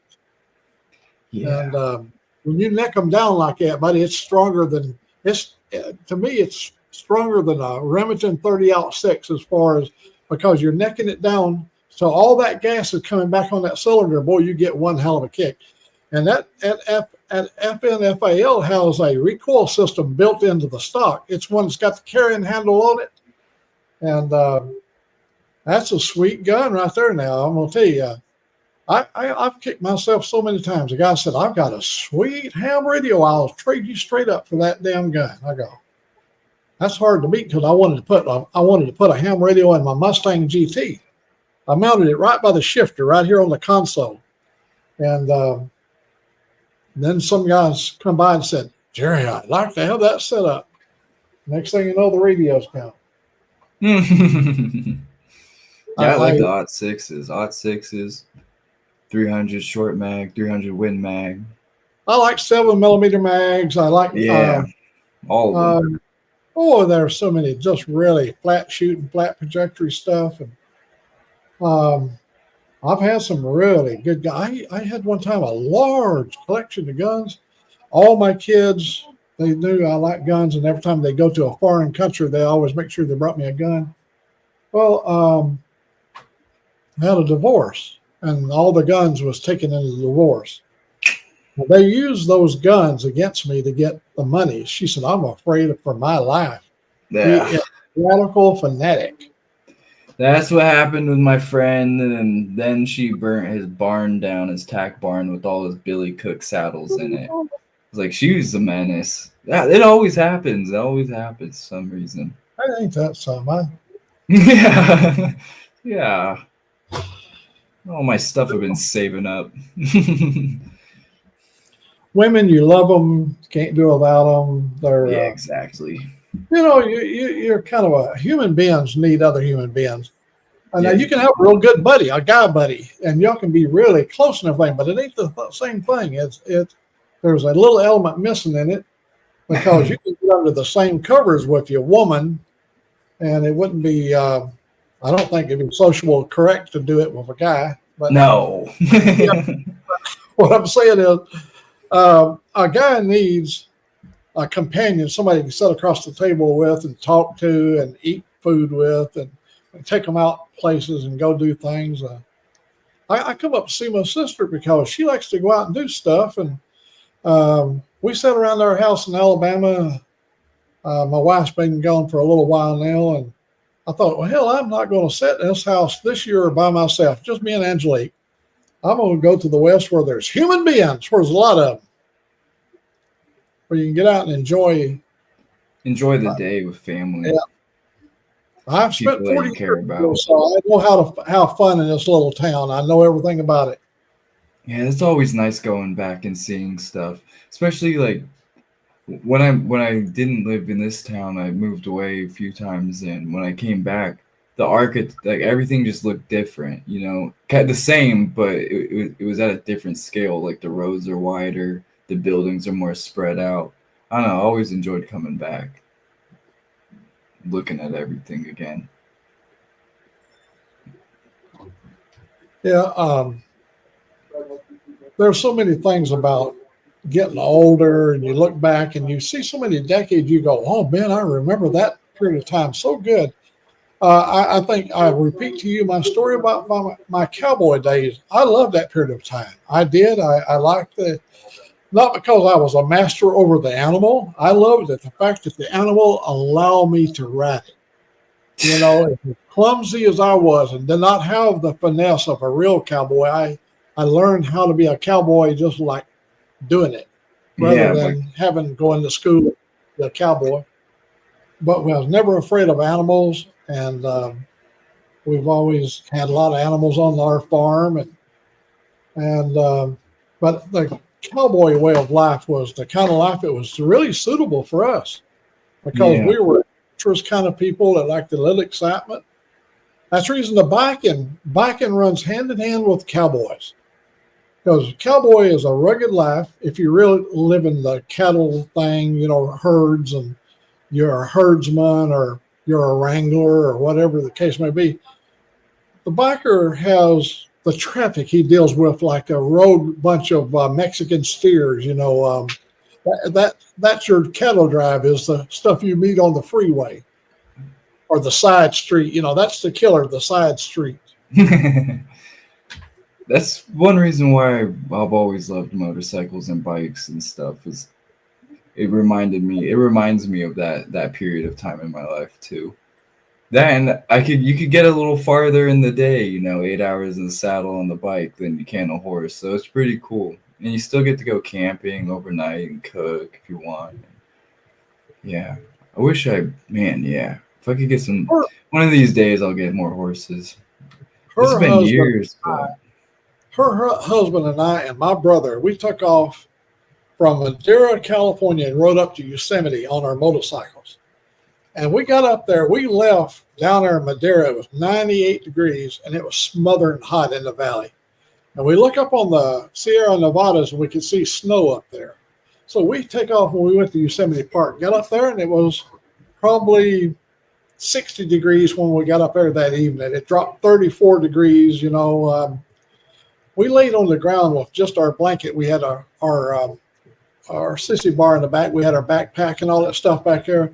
And we slept on the ground. And about 1 o'clock in the morning, 3 bears came through the camp.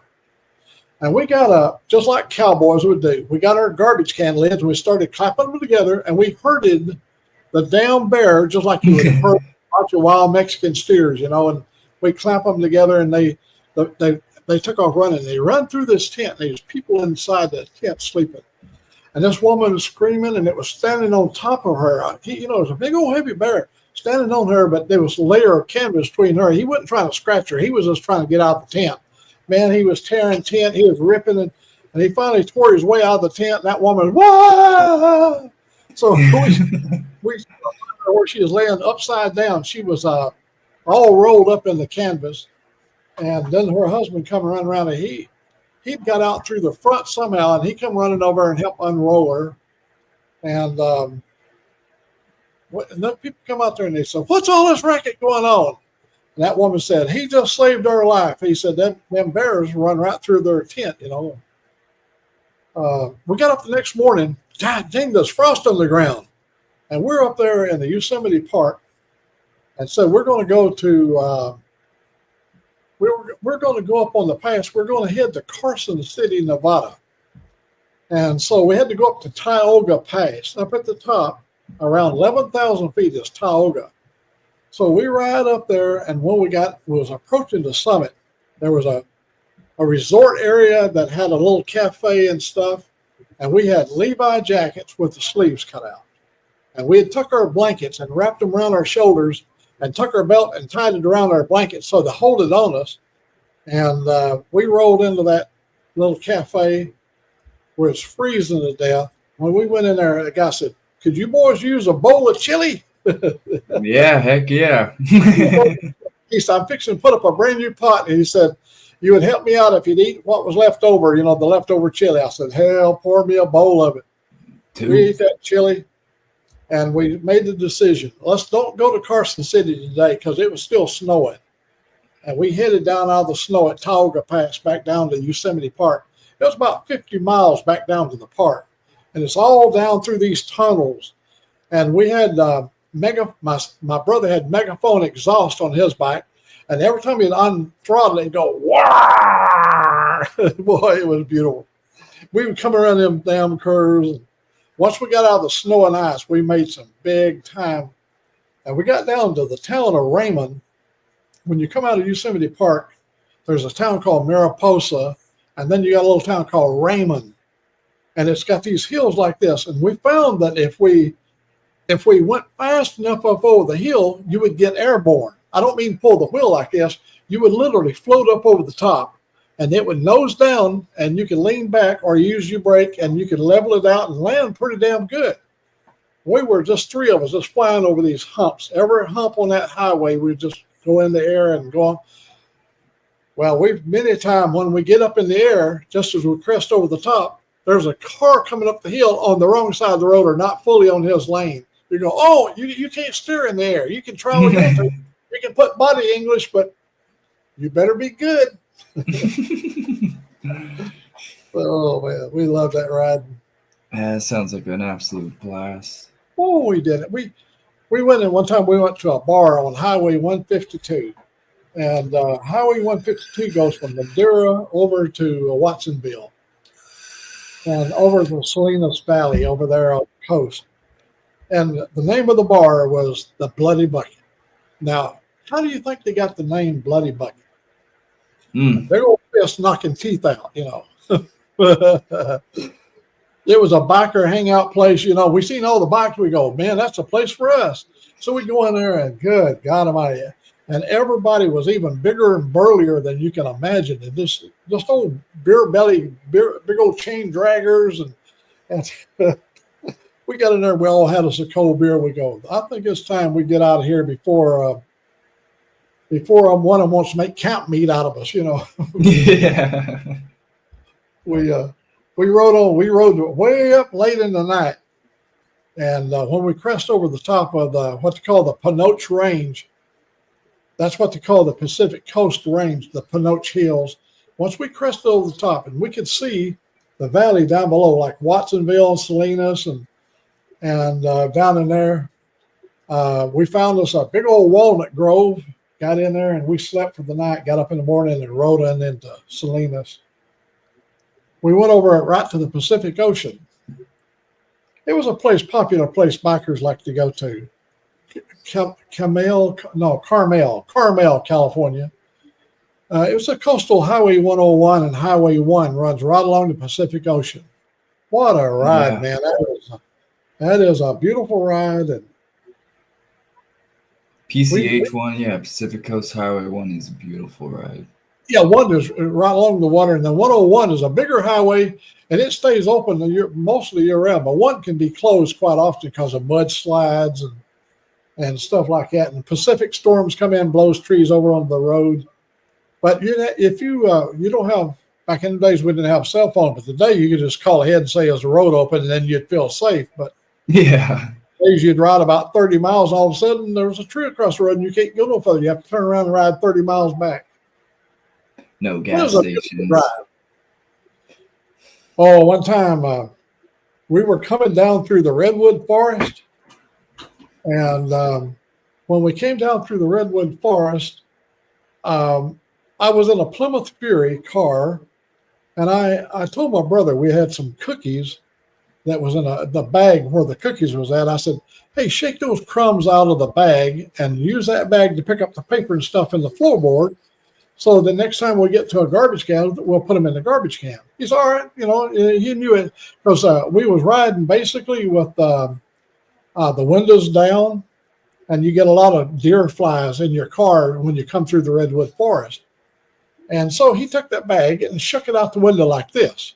Well, as soon as that air hit that bag, sucked it right out of his hand.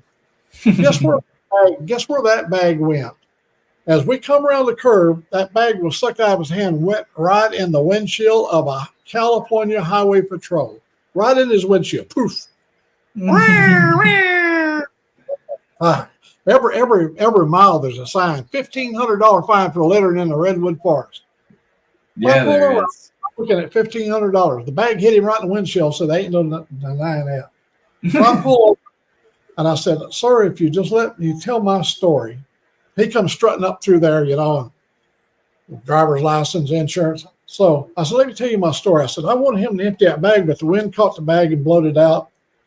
And he said, "I couldn't care less about your bag." He said, "I heard you coming 3 miles before you got here. I had these Purple Horny exhaust system on that Plymouth Fury, which was a big engine, a lot of horsepower." He said, "I heard you 3 miles before you got here because I always like to gear down." So he said, "I got to write you a ticket for excessive noise. It's called a noise abatement law." So he wrote me a ticket.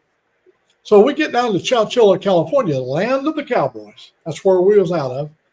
And so I've got 2 weeks I got to get the exhaust fixed.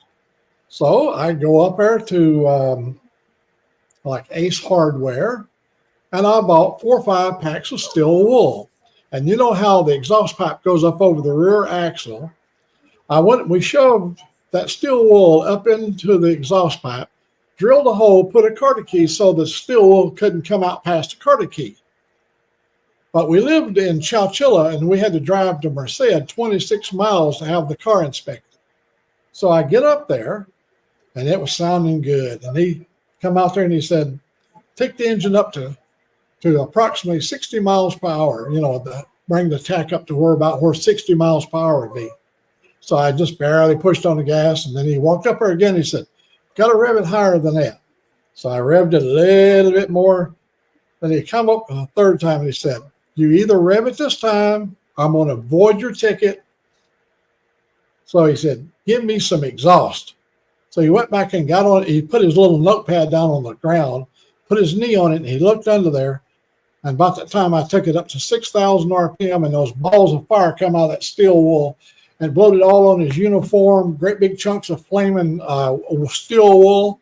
His tie had holes in his tie, and his eyebrows were looking singed and everything. And he said, I guess you failed, right? So then I had to break down and go put exhaust system on it, factory stuff. And nowadays it would have been an assault. No, I know. But he asked for it when he asked me to. I thought, well, hell, if he wants some exhaust, I can give him some exhaust. That Plymouth Fury, we took it down to McDonald's Chrysler Plymouth dealer in Chowchilla. And so we had the guy to build my Mopar engine. They had a camshaft back in the days. The Fury comes with a good camshaft. But there was a guy named Art Shedler out of Fresno, California, that built Mopar camshafts, solid lifter camshafts. And so he ground us one, and a guy called me and said, you got your camshaft in? And so the thing was a high revving, it had I think we had the red line around 6,000, but it would probably turn higher. But that engine was the B-block wedge engine. And, they had a pretty stout bottom end on them, forged crank and all that stuff. That was a really good engine back in the days. It wasn't like the 318 or the 360. This was a 361 cubic inch. Yeah. It was Golden Commando. That's the good motor. Yeah, it was the premium motor for a Mopar in that day. They put them in the next year they came out. The next year they had the 383. See, they had the 361 for just the 1 year in the Fury, and the next year they had the 383 with the 2 4-barrels. But they put the 2 4-barrels in row, but the 361 was a 4-barrel over on this fender and a 4-barrel on the other side. They were cross round manifolds.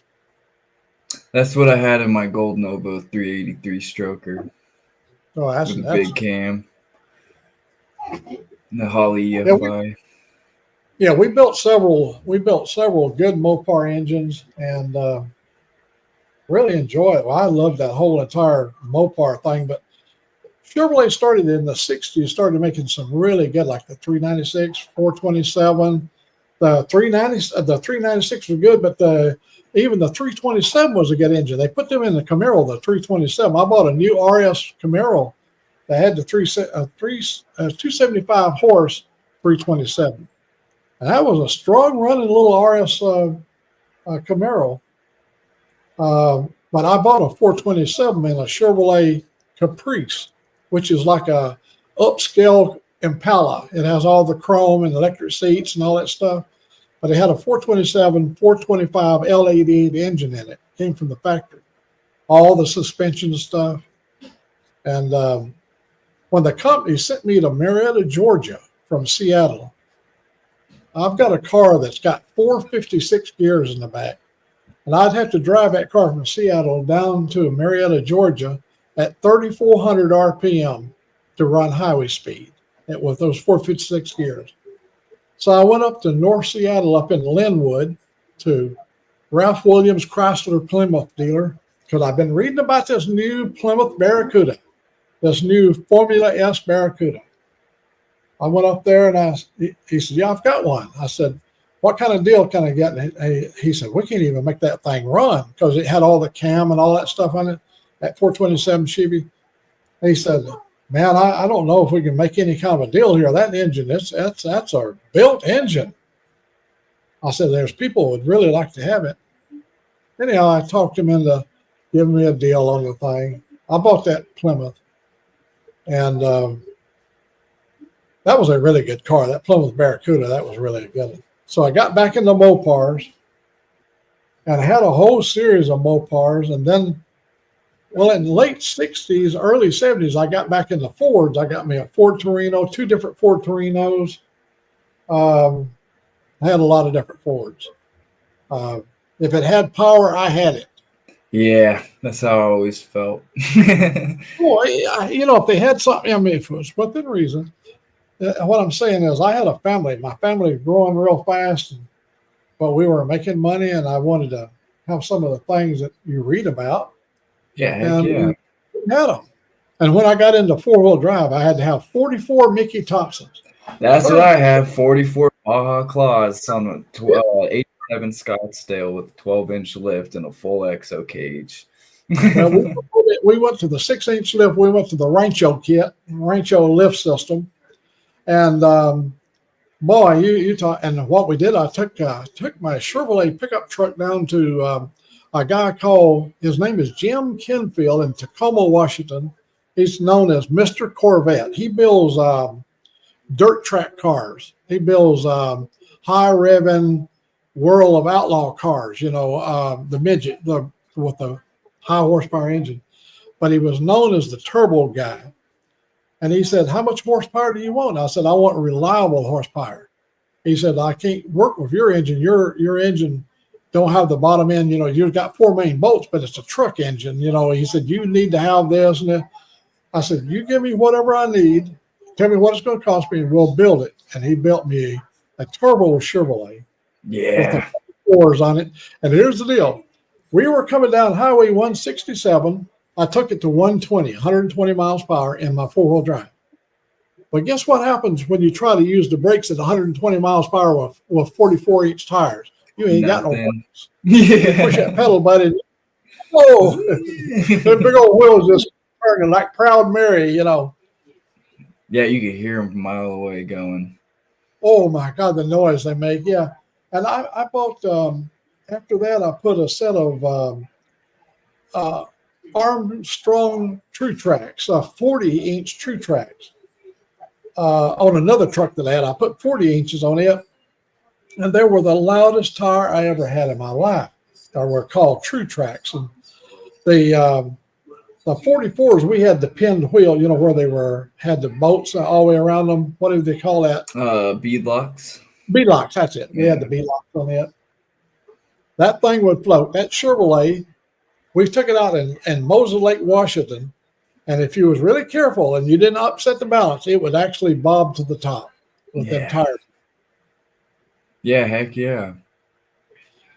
That's a big I tire. used when he built my turbo engine, he used the Ack Miller turbo system, and it's what they call the draw through. You've got a Carter AFB carburetor sitting out there, about 1,000 CFM sitting out there by the radiator, and it draws the air through. It's called a draw-through Ack Miller system. And they make good. And what happens by having the draw system, you don't have the turbo lag that you have when you have a wastegate and all that stuff. With the Ack Miller system, it was instantaneous, instant power. You didn't get a lot of lag on it. Like a Pro Charger almost. Yeah, with the draw station. Carburetor sitting way out by the radiator, and it drawed it through and then went into the engine. But, you just brought on the other side of the engine, came around by the front by the radiator and went right up into where the tubes come together to feed the turbocharger. I got a brand new 5.3 sitting in my truck. That's what I want to do, is put a supercharger on it. It's all built. It's all ready. It's all in there. I just... supercharge that thing. I'm trying to go fast, but reliably. I've got a video here over on my YouTube page. I bought a 502. That was a Pro Street 502 from Tom Sally Chevrolet in Milton, Freewater, Oregon. He builds them, and he builds them in 550 horse, 650 horse, 750 horse. That's the 3 engines he builds, and they're really mildly built, but they're really strong, a lot of torque. Mine made 650 horsepower, but it made 605 foot-pounds of torque at 3,200 RPM. So you can, oh man, that thing is strong. So Nova was at like 550-ish, 556.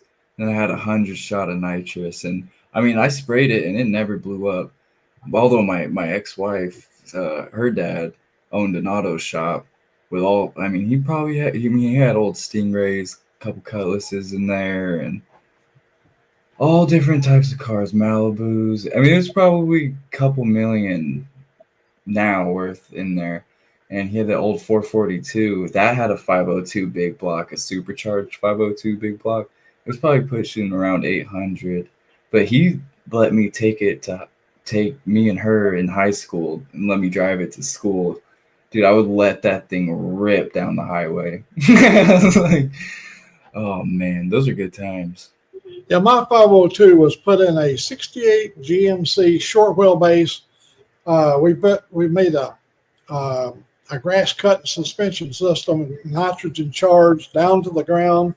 You could it set low. It was a weed cutter, man, and we had the biggest tires you could shove under the back without. I think they were like 305 something other, but without tubbing, get any bigger than that. Yeah, and that thing was it was really a good. I had a 4L60 that was built by Soda. Soda is an off-road racing division that takes the 4L60 and they shot ping the input shaft and they changed the internal gear ratios for higher revolution. They can handle about 1,500 horsepower. This particular transmission. And I'd love to have something 1,000 horsepower. Would be nice. Yeah, that'd be nice. I did get to drive a Porsche Cayenne, 525 horsepower Porsche Cayenne, and the little Cayenne. It was a dual turbocharged aluminum. That was a good running car. Porsche Cayenne's like an SUV for the elite, you know. Yeah. If you want a grocery getter, you want to get a Cayenne. Cayenne Turbo S, I think. I raced one on the mountain and that thing flew. I was like, well, what the?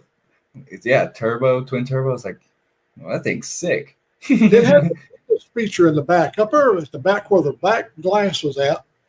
When you got up to 70 miles per hour, the wing would deploy. And it was automatically red, and it would put you the amount of wing, and you could set it in auto mode where it would actually move when it needed, and then it would fold back down where the air just curved and went down by the glass, or it would become a wing, put down force on it. And it was swift. I mean, I have ridden in faster cars. Probably the fastest car I ever rode in was a damn 427 powered Volkswagen made by a Chinese guy in Auburn, Washington. And I'm talking about he didn't use a wrecking yard 427. He had a built to the hilt 427 sitting in the back seat. Yeah. And and he had it so well designed that you looked at it and it looked like just a regular Super Beetle. Yeah. My God, he could lift the wheels in that thing. It was a wheel lifter. Well, when he got it locked up, that thing would run fast. And when I was over at Whiteman Air Force Base in Missouri, there was a guy, I was lucky enough to meet him. He was a Baja racer. And he had won many championships, and he had a Jeep sponsorship. And he had a car for a pre-runner. It was Austin Healey 3000 pre-runner that had a 650 horsepower engine, Chevrolet engine in this thing. It was breathtaking. He had this thing. He had a turbo 400 automatic with a whole shot torque converter, and he'd lock that thing up. And when you took off, you couldn't pull your head off the seat. I mean, It was awesome. All four wheels are pulling. And he could drive that thing too.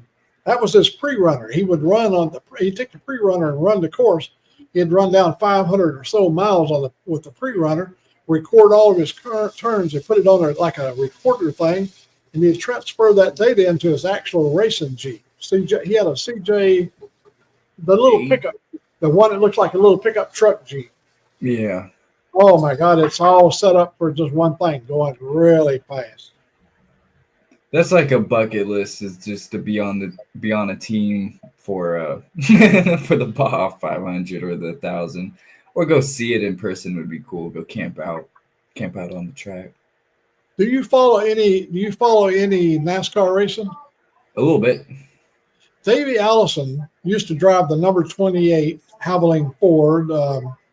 Davey Allison was one of the greatest drivers was ever to be. He was killed in a helicopter crash, but my sister and I, we have relatives that work for David Allison on his team.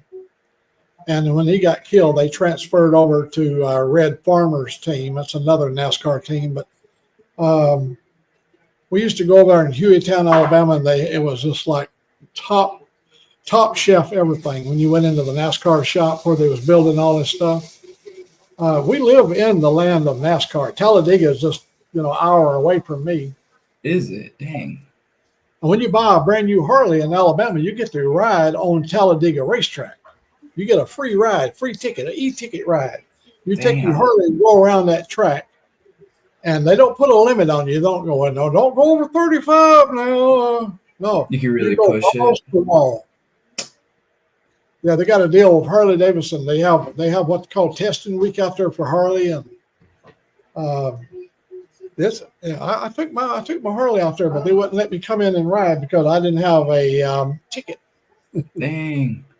I think if I ever get a new bike, I'm gonna go up there. Yeah, by all means, when you ride to Talladega, be sure to stop at Barber Motor Speedway, the park out there where they got all the every motorcycle ever been built. They can stop in and see you too. Yeah, Joyce said you can stop in and see me. Yeah, we'll all go. Yeah, we'll all head up to the Barber. That'd be a blast. Well, but it don't look like Angel Face. I wouldn't have stayed in there. Connie said good night. She's already gone. It's that time. Let me go ahead and wrap it up. We've been on here for 3 hours and 31 minutes. And my sister, she don't go to bed early. We was up last night to our time out here at 1:30, I guess it was. And so we're going to go in and talk a little bit with her before we'll wind the day down, make plans for tomorrow. But if I don't get a chance to talk to you between now and Thursday, for God's sakes, have a good time and enjoy your life.